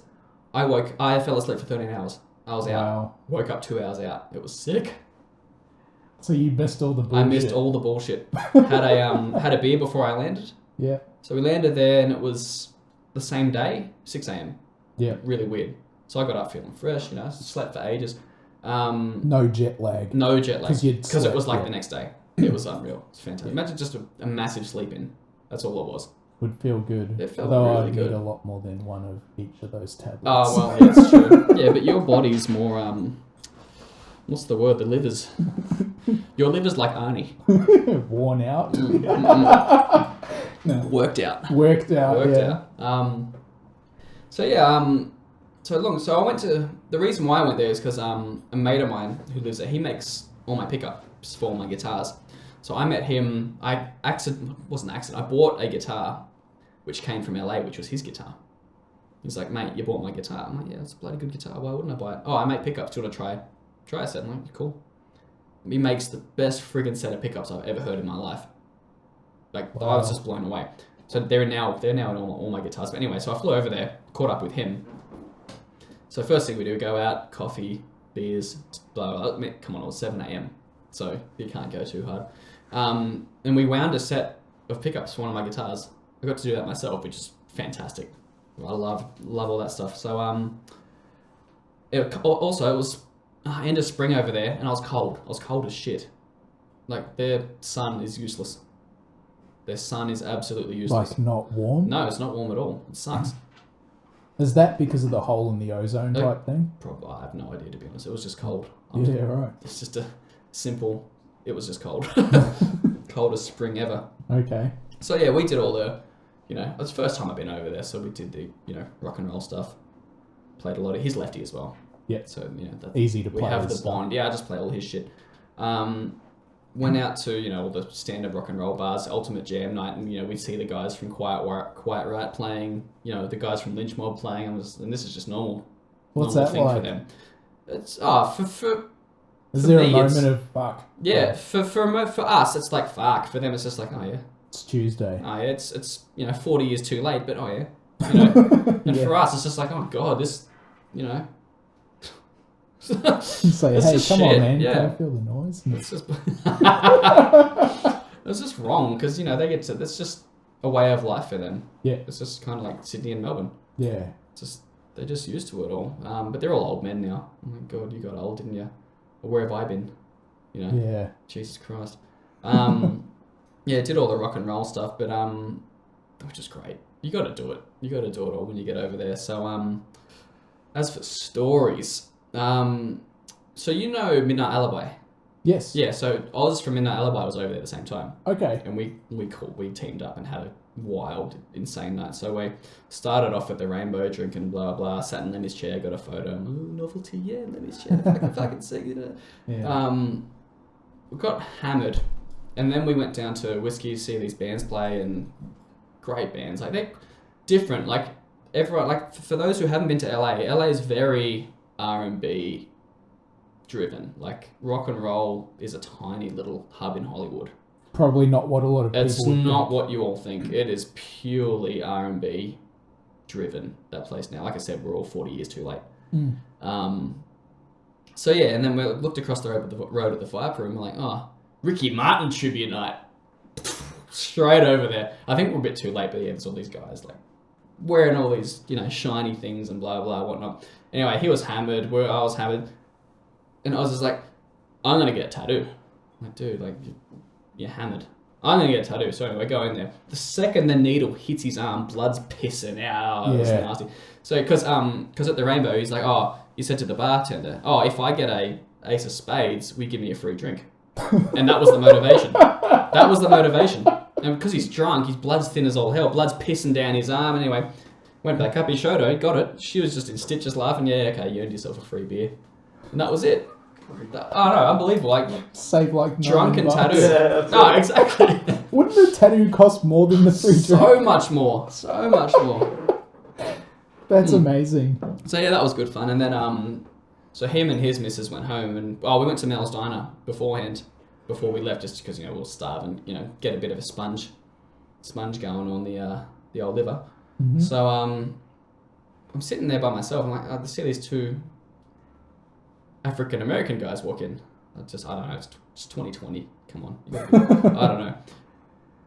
You know, and they all look rad with their dreadlocks and like big buff dudes. I'm like, oh, that's sick. Yeah. And they sit down, they're like, oh, how's your night been? And I'm like, oh yeah, no, it's been bloody good. And they looked at me, oh, where are you from? Oh yeah, Melbourne, Sydney, Woy. Oh, okay, cool. So like, we sat down together. Like, you know, they invited me to join them. And they said, oh, we're getting this big plate of fried chicken. You want in? And I'm like, yeah, bloody oath I want in. They bring this huge thing out, and like, imagine like a slow motion moment where brothers high five their fried chicken wings. Like, that was it, Right. man. Like, we high fived and like, it ruled. Anyway, and then it gets interesting from here. So another guy comes in, like really raggedy looking, another African American looking guy comes in and goes, oh, you look educated. How about you come here and help me with a letter? Yeah, that's weird as shit, right? Okay. So anyway, so he pulls out his laptop, and we sit there, and he's like, oh, I've got to write a letter to my partner. I just got out of the pen. Oh, God. Shit. That's not a good opening statement. Nah, it's not at all. And then he's like, all right, so now, hi, blah, blah, I'm out, etc. How about both of us go down to the south coast? I'm like, hang on, stop. Both of us. It's like, yeah, both of us. What? Can you please use that in a sentence? both of us go down to the south coast. I'm like, I don't know what the hell he's talking about. And it finally clicked. Both of us. Both of us. Oh, God. All right. So, just to take the piss. Oh, BOAFUS. Okay. Types it in. Oh, my spell check's not feeling you. Oh, sorry. BOAF hyphen S. He finally catches on that I'm taking the piss. Yeah. Smashes his laptop down, walks out, turns around. Thanks for nothing, nigga. Keep in mind, this was like 3 a.m. The other two guys are in stitches. They're, you know. Oh, they were there the whole time. They were there the whole time in stitches, just laughing. They loved it. And they said, "Oh, you're all right, blah blah. What are you doing tonight?" And I'm like, "I don't know. Everything shuts early here, so." Because in America they close. Oh, at they like close 1 a.m., super right? early, yeah. Yeah. So they start their partying earlier, but Way finish earlier. earlier. So, yeah, like Oz was telling me, like, "Oh, we have to get there like at 6." I'm like, "You joking, right? I'm still like relaxing at dressed. 6, like Yeah. not even." Yeah. Anyway, Anyway. they start early, finish early. We start late, finish late, blah blah blah. Yeah. So the guy's like, "Oh, do you want to come to a party?" Oh, cool. All right, no worries. Just, you know, I've had a few to drink, not thinking much of it. Where's your party? Oh, downtown Compton. That means I didn't know what that meant. Apparently, you know, I'm not that educated in Thanks for LA nothing. suburbs. Yeah. I don't know. I get there. We walk to this party. Like, it was a nice place. Very nice place. Walk into the, like, R&B's just blasting in this house. Opens up the door. I walk in and I'm like, oh shit. I'm thinking to myself, I'm the only white guy here. Oh shit, it's clicking. I've seen movies. Shit, what's going on? Blah, blah, blah. The music stops. Everyone just pauses and looks at me. Like one of those moments. Shit. I'm thinking shit, I'm gonna die, Did you actually think you were going to die? Oh, I don't know. Like, I don't know. I thought something might have happened or they kicked me out or I don't know. Yeah. But then the guy's like, no. He's from Australia. Music was louder. Turned the music up louder. Beers and fridges were out. It was nuts. And then we just talked, to all these people all night, sinking more beers. They were lovely. And then they're like, oh, you guys have those big ass spiders and all those big ass shit over there. And they're like, yeah, no, fuck that. I don't want anything to do with that. And then he goes, have you ever held an assault rifle? I'm like, you're scared of a little spider, but you keep assault rifles in your house. Yeah. Like, it just made no sense. Did you get to hold it? Yeah, I got to hold it. And I'm like, what do you do with these? Oh, there's about 20 different gangs down in the next suburbs. What, you shoot? Oh, God. So I met people who have, like, shot other people. Yeah. It just right. freaked the hell. It's just I don't like guns. It just didn't sit right with me. Were you scared that they were going to kill you? No. Once the party started, it was great. No, they were lovely. Did it help that they knew you were an Aussie? Oh, yeah, hell yeah. Because this was all new to me. And I asked them, like, the N-word, what's so offensive? I asked them straight up, what's so offensive about it? Yeah. I can't remember the answer for the life of me. I can't remember much for the life of me. But, Too many drinks. yeah. Well, and they all drink, like, so you know how, like, we'll have, like, a little beer, like this one. Like, just a small, harmless Corona. Yeah. They'll have, like, Stein glasses and, like, full of, like, Colt 45 and all those American beers, like, just big, like, Yeah. nuts. This is great. But no, they're lovely people, but just, they all have guns in their closet and, like big guns. Yeah. Like, big guns. And then they're like, they said to me, oh, but you guys have more stabbings. Obviously. God, just unbelievable. Yeah. Yeah, we can't have guns. No. So yeah, if I'm going to hurt someone, you might as well stab them. Jesus Christ. It fascinates me how just being in a different place, even though it's land, it's on Earth, and everything's the same, everything's totally different. 100%. And people's cultural diversities and ways of life, what's normal, greatly varies just from sitting in a seat for 15 hours, going somewhere else that might look quite similar. Yeah, it does. It's very similar, yeah. Being a Western country and all. Completely different in everything there. Culture. Oh man, and they said, I'd rather, shoot myself in the shoulder than have a huntsman crawl up my arm. Bloody idiots. Wow. Yeah, they don't do animals. They do guns very well, but not animals. So what was it like when you had to leave there? Were they like, oh, we're no. not fucking going No, anywhere? I said, no, because it was I think it was 10 a.m. next morning, party was still going. I'm like, all right, I better head back now. I said bye to most people. I started walking out, and the guy's like, no, we'll take you, we'll take you back into the city. Oh, they gave you a ride? Because apparently it's just weird for a white person to walk around the suburbs. Could have got murdered or something. Oh, I don't know. It's just, Just like I said, we don't have that here. Just doesn't. What is it? No one walks in LA, right? Oh, apparently. I don't know.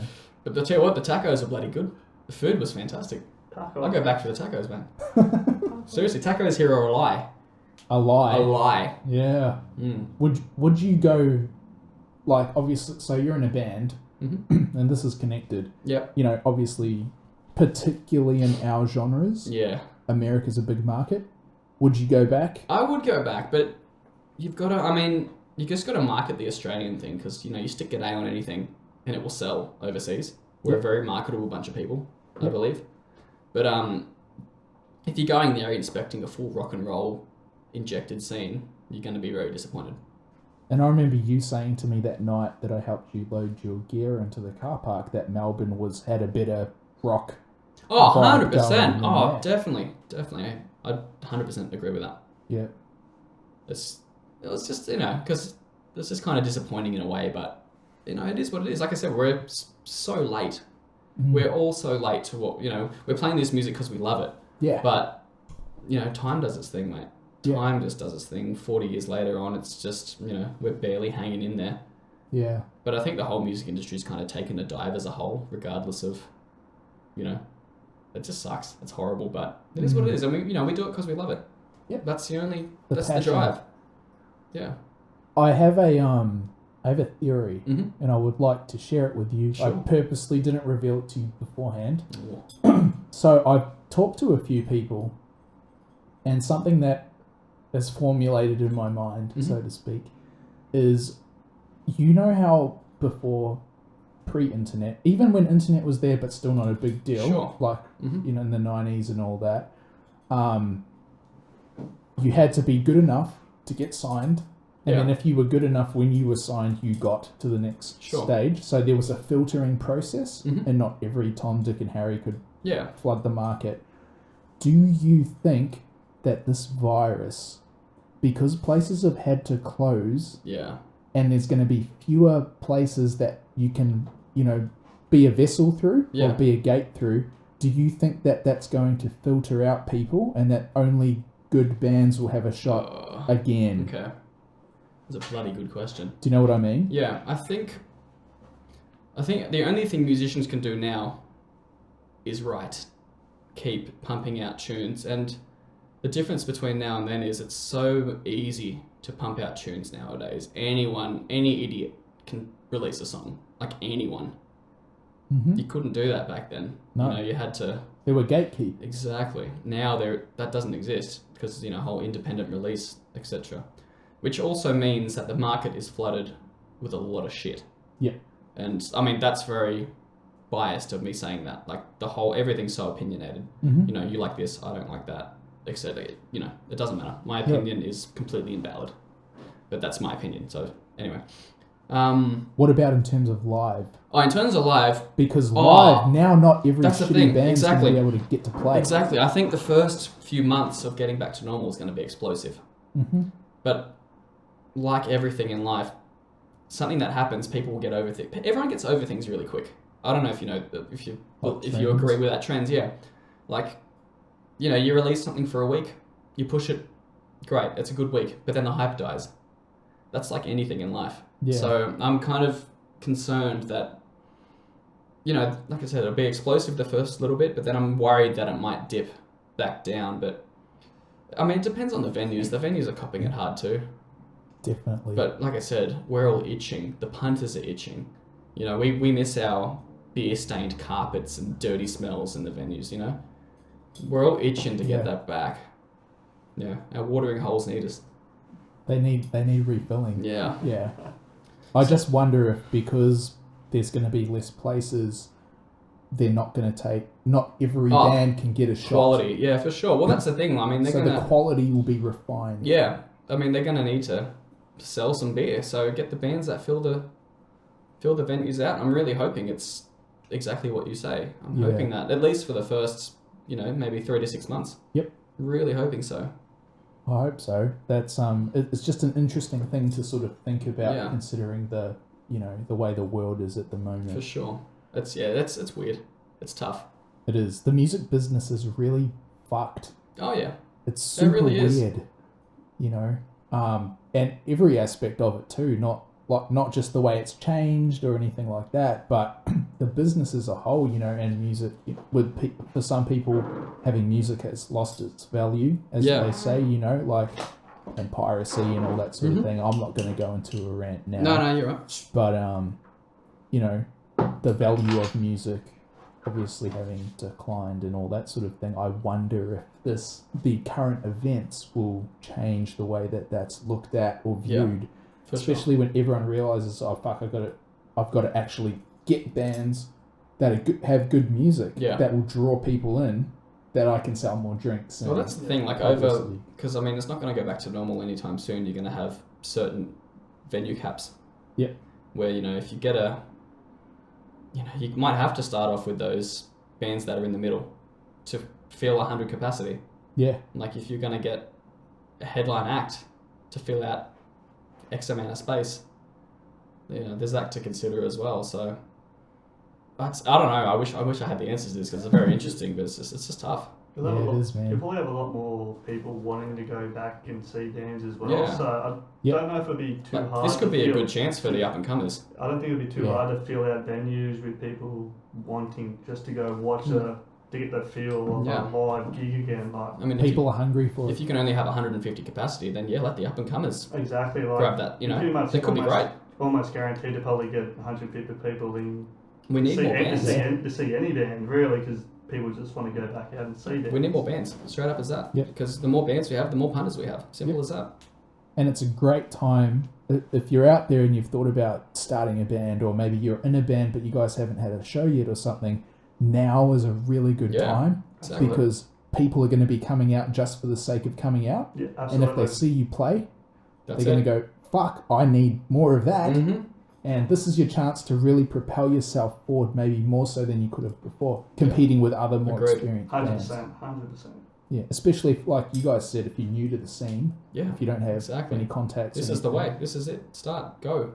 This is You're going to do everyone a favour by starting up a new band. There's no loss. Exactly. Yeah. For the bigger bands, it's like, we need more bands. Simple as that. Yeah. Because everyone's heard of the same ones that have been here for a while as well. Exactly. We need more. Just start a band. God, just do it. It's so easy to do. It's so easy to release music nowadays. It's not even hard. Well, speaking of starting a new band, even though you technically didn't start a new band, you joined a new one. Yeah. Espionage. Yeah. How did it happen? Why? Not in a bad way. No. But just sure. It's very different to Atomic Riot. It is. Is that because you have so much creativity, you need another outlet? No. No, it's nothing like that. It's just like, I've known Frosty for a long time. He's for those of you who know Frosty, heart of gold, nicest bloody dude. I think there was this like guitar forum or something where, you know, shred over this backing track. You know what? Fuck it, I'll shred over this backing track. A week later, the Espionage guys like, join our band. We need a guitar player. And then at the time, it was a quiet time for Atomic Riot, and my endorsers were, you know, kind of giving me a nudge. You know, please keep at it, keep up and at it. So it just made sense. Their music is a lot heavier than what I'm used to. Yep. But it's fun. It's a lot of fun to play. The guys are rad, and we're meant to have an Australian tour for the new single that just got released. Oh God, it wouldn't have been too long ago. A little while back, and unfortunately had to cancel it, as I'm sure most bands are dealing with right now. So when normality kicks back in, we can get that back underway. But no, it's a fun band to play with. It's, you know, I can let rip a little bit more with my creativity. Was it easy to make that transition from like straight ahead hard rock to more of a power metal type vibe, if you would even call it that? Heavy metal? Whatever. Whatever you want to call it. No, not really. It's just learning the songs and just trying to play them as best as I can, you know? Yeah. No, it's fun to play. It's fun. More upbeat and fast. Oh, it's so much more fast. A bit more energy into the show. Where, you know, Atomic Riot, I can kind of go into autopilot with my playing and then just switch on, you know. Instead of being a musician, I become an entertainer. Yes. You know, that's actually a really good way of putting that. Mm-hmm. Can I steal that? Yeah, of course. Thanks, man. Of course, all yours, mate. Yeah. Like, I feel like that genre, hard rock, whatever you want to call it, you know, Scala, Atomic Riot, Dangerous Curves, all that, differential thrill as well. That's definitely like an entertainment Oh, well, type that's it. thing. I mean, if people are going to come to pay money, pay their own hard-earned money just to come see us, be serious, and play. Okay, it's just I don't believe they're getting their money's worth because as a punter, you expect something. That's you, isn't it? Yeah, that's absolutely right. Rock that's and roll. me. Oh, it's you. That's weird. That's not me. I didn't even press play.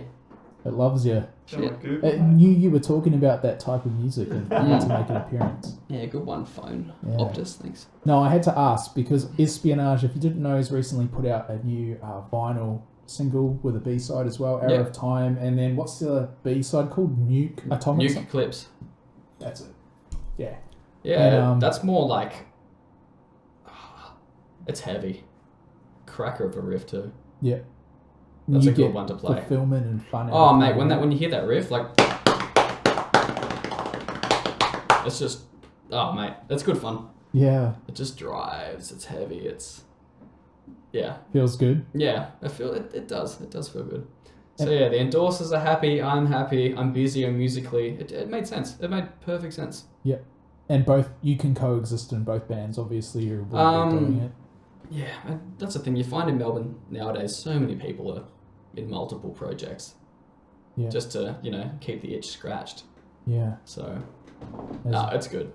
as Rat said, scratch that itch. Exactly. 100%, mate. Yeah. So, also something I want to touch on is your teaching of the guitar and stuff like that. Mm-hmm. What's the plan for that sort of thing? Oh, look, at the moment, like it's been a very on and off thing because I've always worked full time since I've moved here. So the teaching, it was just more of a thing that I like to do. It wasn't a number one income, if that makes sense. But I currently lost my job to the virus. Well, actually, no, that's not true. My boss, he's probably not going to listen to this. He's an asshole. So just expects too much. Yep. Accountants, right? Which is fine. So I've got to make sure that he bloody has no access to this. Yeah. Yeah. He's So probably not going to hire me, so fuck yeah. Yeah. So I've started my own business. Awesome. Doing the same stuff, and the way I see it, I can work much less, earn shit tons more, and put the rest of my time into music. So this is a huge win-win. Awesome. I'm excited about this, about the future. So that's so cool. That's so man. good, mate. And if you are interested in anything to do with that, or that sounds appealing to you, or someone who might want to be doing guitar, or even just to talk about it, let's roll. Hit Alex up. He's got a page, Alex Roadrage Richmond, on Facebook. So feel free to flick him a message, send him a text or whatever. Happy to have a chat about anything guitar related. Yep. Any ideas you've got. It's just, I don't know, guitar's life, mate. And for those of you who understand that, you'll know exactly what I'm talking about. Yep. It's one of those things you live, eat, breathe, shit. Exactly. Die by it. Exactly. Yeah. That's and it. it transcends everything, like when people say, oh, I got no band because I wanted to get laid, or I got no band because I wanted to fucking be this. Yeah, that worked like 40 years ago. Yeah. God. Do you know what? The gain knob on my amp, that's the chick reduction knob. The more you turn it up, the less girls. That's just the way it is. And the fact that I've called it that for like 10 years now. The chick reduction knob. Yeah, the gain knob. Yeah. Yeah, it gains you solo time. Exactly. Instead of solo time, baby. Han Solo. Much better.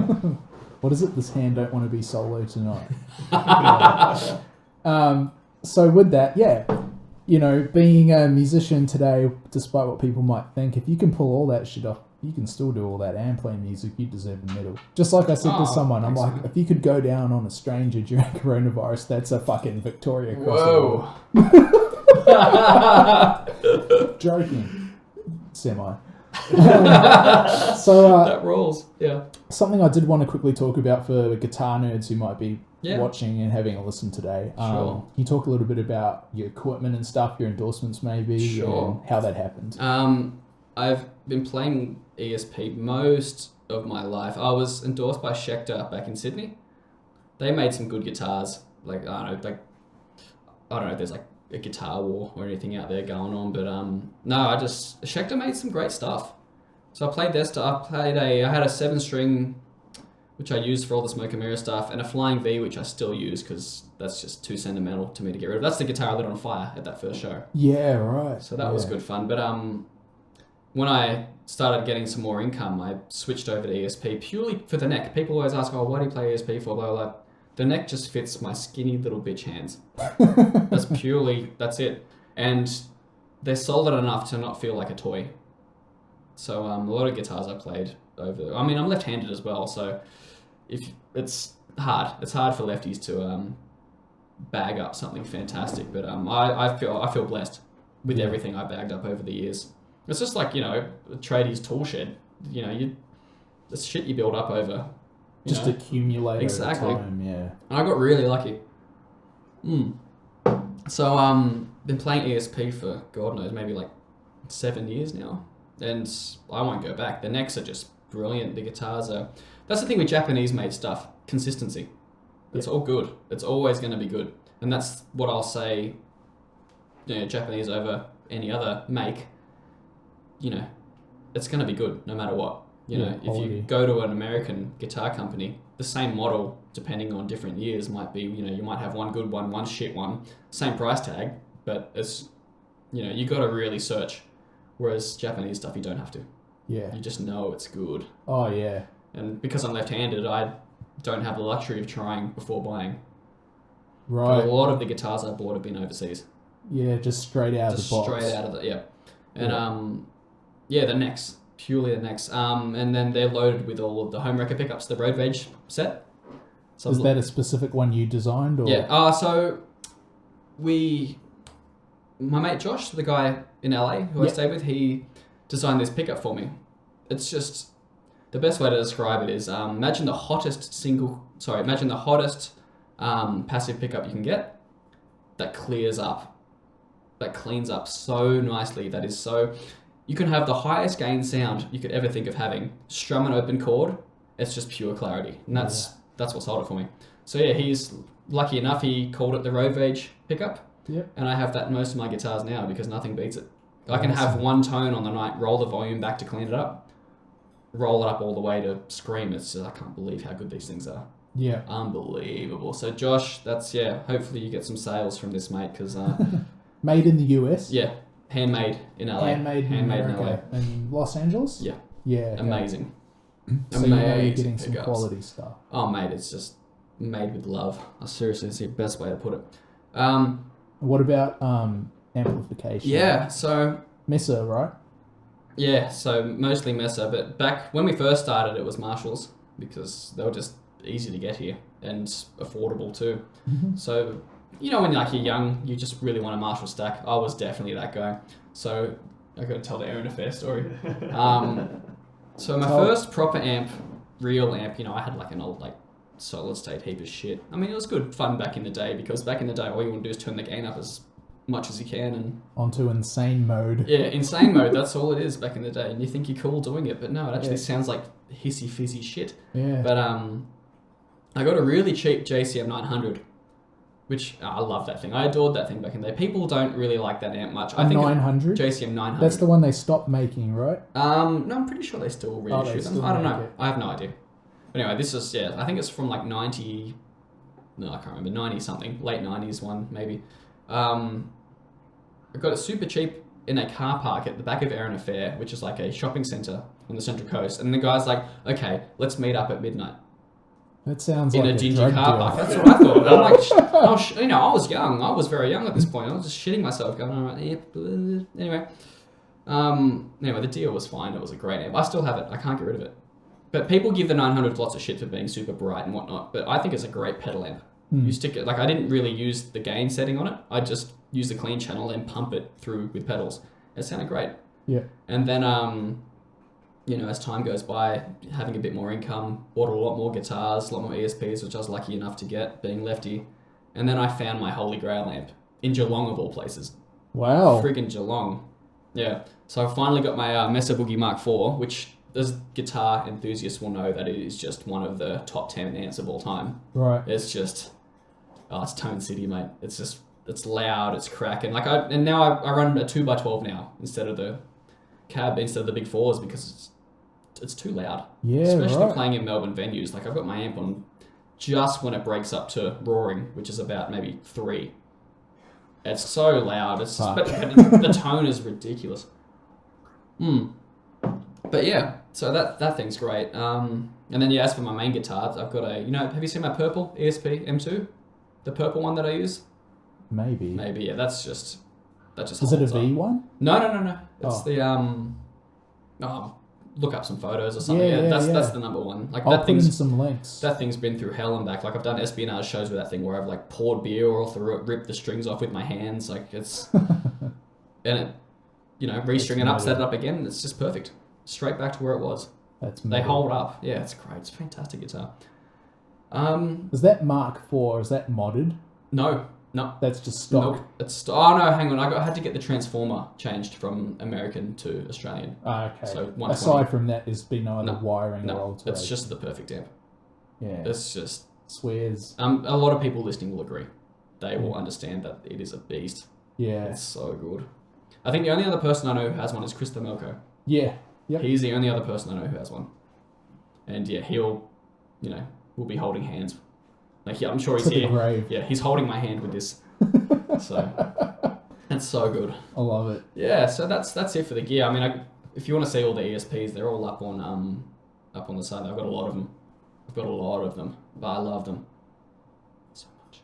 But So much. But if you love something and it works, Exactly. Like, that's what matters, right? and over time, I've been trying to keep everything simple with the rig kind of things. Like you plug into the amp. I mean, I do use the talk box. That's a lot of fun. I Yeah. find that not many bands in Melbourne use it, so I thought, fuck it, why not be that guy? Make a point of difference. It's just that obviously a tuner, which is obviously the most important pedal on the board, because if you're not in tune, you sound like shit. So no, seriously, the most important pedal on any board is the tuner. There you go. I'll take that to my grave. There you go. Advice. Yeah, and then just a decent drive that complements the amp, just to push it from balls out to balls in, and that's it. That's all you need. And a bit of reverb. That's it. But the amp in the amp. That's it. No other tricks or anything you can get by with those. The rawer it is, the better. As in RAW, not ROAR. Raw is in between the guitar and the amp, Yes, right? less. You just want a pure signal. Like if I could just get away with plugging in just straight to the amp, I would. Yeah. But I need a few little You use noise condiments in suppressors or between. any of that? I have one on there, but I don't like using it as much because it kind of sucks. Yeah, Sucks okay. the tone up a little bit. But here's the thing, like live sound, no one's gonna really know what you're doing. It's more for me, I guess. Yeah. Because if you've got like punters in the crowd who are gonna have no idea what's going on, they're not gonna notice. That's what I found. But it's more for me. Yeah. The more comfortable I personal am, thing. the more comfortable I am on stage with my equipment, the better I'm gonna play. Yep. And that's what it comes down to, really. I mean, some of the other guitar enthusiasts would they'd agree with the noise gate. Don't even bother using it. I might have it on if I'm, between songs, just to shut the hiss up a little bit. Yeah. Because it's a tube amp. It gets noisy. It smells. But that's why I love it. Smokes. That's why I love it. Seriously, that's why I love the tube amps. I haven't gone digital yet.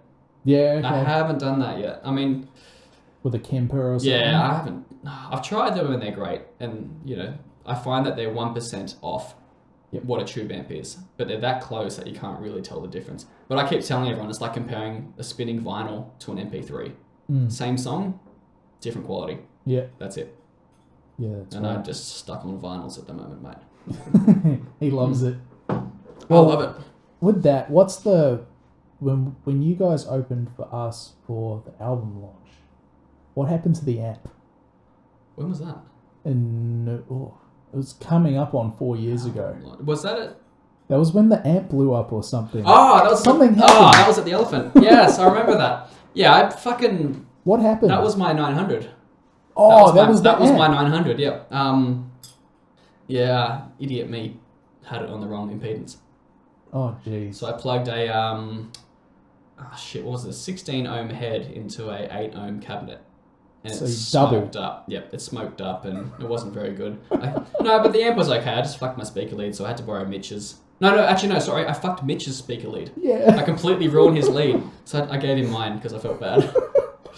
Yeah, I remember that. that. And there was like a pause in the set, and no one knew what the hell was going on. I didn't even know what was going on. Jeez. Yeah, I think Mitch still has that lead and still using it to this day. There you go. Yeah, that was my fault. Purely my fault. Oh, Because we were jeez. playing, I could smell something and my signal was cutting out. God. So being a guitarist, having written a bunch of material, obviously songwriting comes as a separate craft to playing your instrument. Yeah. What are some of your favourite songs that you've written, or what are some of the ones you like playing? And when you write a song, do you know that it's going to be well received? That's hard. Because I think... Alright, I'll start off with the songwriting. I don't know, like, I love groove. Yep. There always has, like, this is why I love Pantera so much, because, like, it's one of my favourite genres. What's groove metal? They groove, you know? Yeah. Anything can just, you know, thrash from one day to another, but you got to be able to bop your head to it. If anyone who can bop their head to it, and with a simple chorus, simple but effective chorus. Yep. Just simple that the crowd can sing it for you, that kind of thing. I really strive for that, but I'm not a vocalist, so yeah, I have no idea when it comes to that stuff. So Right. I find keep the chorus simple, Yep. really simple. I mean, the verses and pre-chorus you can get away with as long as the pre-chorus builds. That should be fine, but the verses you can really get away with whatever you want. Yeah. But I'm all about that 3-chord simple chorus. Yep. Super easy. And then as for solo ideas, just being a guitarist, I just try to sound different. It's hard. It's easier said than done, trust me. But I think guitarists nowadays, it's just like I said, it's all been done. Yep. It's all been done back in the day. So what sets us apart? Like, I stress on this so much because you know, sure, you learn this crazy technique, but it's been done before. Does that where what you said before about taking your influences and creating your own unique tone? Yes, that's exactly. Where that applies really well. Because it's all been done. Everything we're doing now, it's all been done. That's why I keep saying, like, when we get up on stage, what can we do differently? Because 99% of all bands out there, they get up, play the songs, they get off. That's it. Yeah. Is there any way we can change that? Is there any way we can breathe life into something different? I don't know. Yeah. I don't know. I'm still trying to answer these questions. Second wind. It's tough, man. But yeah, because it's all been done. And sure, there are a few, you know, there are new bands coming out doing their thing, which is great. And like some of the songs are fantastic. Like that Dangerous Curves album rules. I still crank the shit out of that. Yeah. But as for the live aspect, like we're all doing the same shit. The same thing that people were doing 40, 50, 60 years ago. Yeah. They get on, they get off. Yeah. How can we make it more exciting? How can we bring it up to another level? Yeah. That's tough. That's so tough. Yeah. Like, it's just more than songs, I guess, nowadays. It forces you to be more than just that. You know, it forces you to be creative. Yeah. To fucking spend time pulling your hair out. Exactly. Going, how are we going to do this different, you know? Yeah. And then you said, but authenticity and organic. Yeah. Being organic is so vital because you don't want to be ripping stuff off too much. You can take influence. Oh, look. But doing your own thing, like you said, you don't plan. Don't get me wrong. that Being stuff. labelled as, you know, oh, you're this band with this. That's great. That's my favourite band. Thank you. Metallica. Yeah. That's, you know, that's... I don't take that as an insult. I take that as a compliment. Sure. But, yeah, it's just tough. It's tough. You know, I could put up a video of this insane thing that I worked months and months on, but it's already been done. Yeah. It's... You know what hasn't been done? Yeah. Our video of Metallica. Yeah, on the piano and well, guitar. I'll put that up today. I've got to send you the. Yeah, that's all right. video. That's all ready to go, mate. Just need your Yeah. sexy piano playing. I'll send it through to you after this. But yeah. So, obviously, you know you're doing pretty well. You know, you're living your life, doing music, having fun, being authentic, creating an image and a branding for yourself. What's your goal? What's next? That is a tough question. All right, so get this right, and this is something I need to tell everyone. I've been working on this this incredible guitar strap that'll blow every other guitar strap out of the market. Okay. Yeah. Like a business type thing? Yeah. Yeah, Yeah. right. Because I don't put myself in this bracket, but a lot of guitar players use these insanely heavy guitars. They sound great, don't get me wrong, they sound fantastic, but they weigh a shit ton. And then, you know, a lot of my mates have been like, fuck, I'm sore. I made this strap that like it's just suspension. Wow. It's about 80 to 90 mil wide. The material stretches, and I know stretchy material has been done before, but this material they use on horses to keep the jockeys upright. Yeah, like this stuff is insane. Wow. Yeah, this is going to change the game for that. Yeah. So I'll be bringing that out in probably a few weeks. Wow. Okay. Yeah, it's already heard it, prototypes folks. done. Prototypes are finished. Wow. Does it have a name that, or no? No, I'll think of something. Probably Roadrage, some bullshit. I don't know, just So something. if people just keep to the Roadrage page, they'll see it? 100%. And these things are game changing. Yeah, cool. Because imagine like you've got a guitar, you're doing your solo, your guitar's upright on your leg or something. When you bend a note, the strap helps you bend into the note because it stretches while you're bending. Right. It's incredible. Wow. Like the more comfortable, the more relaxed you are, the better you're going to play. Yep. Simple as that. Yep. And this just, like, I couldn't believe how good this was when we finished it. So we being who? me and a mate of mine. He's Yeah, a old colleague. Yep. So yeah, we put this thing together, and I'm hoping it does well because the Les Paul players, the heavy guitar players are going to love this, especially the bassists. They got some weight to them, mate. Crikey. But yeah, I'm They got excited. some heavy stuff. Yeah, and there's a lot of stuff I can do with the business and the brand to make lots of things, I guess. Cool. Because being a musician, all I'm doing is trying to make things more comfortable for me, and that's where the idea came from. Sure. So yeah, everything else has been done. I can't do amps, I can't make a guitar, but when it comes to little, covers or straps or cases, I can do all that stuff. Like accessory type stuff. But That's yeah, this strap awesome, is man. going to change the game. Oh, And I'm really excited for it. Cool. I'll keep an eye out for it, and then maybe another episode we can bring Yeah. one in or something. Yeah, have a crack with it, mate. Have a crack. Crackers. Yeah. I'm a shit guitar player, but That's I'll alright, give but it you a know go. comfort like any other human being. I do know comfort, yes. Mm. And it's important because, like you said, if you feel comfortable, you'll be able to express yourself Oh, much exactly. better. And that's the goal at the end of the day, to be able to feel like you can express yourself, what you want to inside out, Exactly and then right. hopefully people connect with that. And this is, I'm excited for this. You can tell. Look at my face. I know, I can. Crikey. I can see it. Yeah. It's all in the eyes. Yeah. Hey, I'm excited. All right, so the last thing I sort of wanted to touch on, there's a lot of stuff I could throw at you, but I want to save some stuff for another day. No sweat. Obviously, being a guitar teacher, Mhm. like part-time or whatever, or casually, what's some advice that you can give to not just musicians, Yep. but guitar players as well? Okay. To embodying and taking into account everything you've learnt or that you've discovered Yeah. that you think might help someone. Sure. Very broad. I think learn. Not even. Do what you do. Find your bad habits that no one else does because they're your bad habits. No one else can do what you do. If you do something wrong, work on that to the point where it becomes yours and turn it into a strength because no one else is going to be able to do that. To turn your bad habits into strengths. Making weaknesses. Yes, because strong points. no one else is going to have your weaknesses. The guitar is too broad. Guitar is too broad. You're not going to be able to master everything. It's impossible. There's too much to do. But find what you do well and make it a super strength. Don't waste too much time on this area that you know you're not amazing at. Like for me, for example, I'm not the best alternate picker. I can get away with a few things, but legato, I'm super strong at that. I put the time into it, and I've got all these bad habits that I started on back in the day that I've turned them into techniques that are just so wild and wacky. And they work. And they work, they work really well. And then another thing is, especially with solo writing and all that other stuff, I'd say there is no wrong note. All notes can work. Just resolve them correctly. That's the best way to... That's the trick? Yep. Just resolve your notes correctly, and you can play any note you want. Right. That's it. As long as it's... Don't limit yourself to these scales that you've learned. I mean, learn the scales, use them as a home base. If you get lost, you can come back to your home. But find the notes that are in between. Make them work.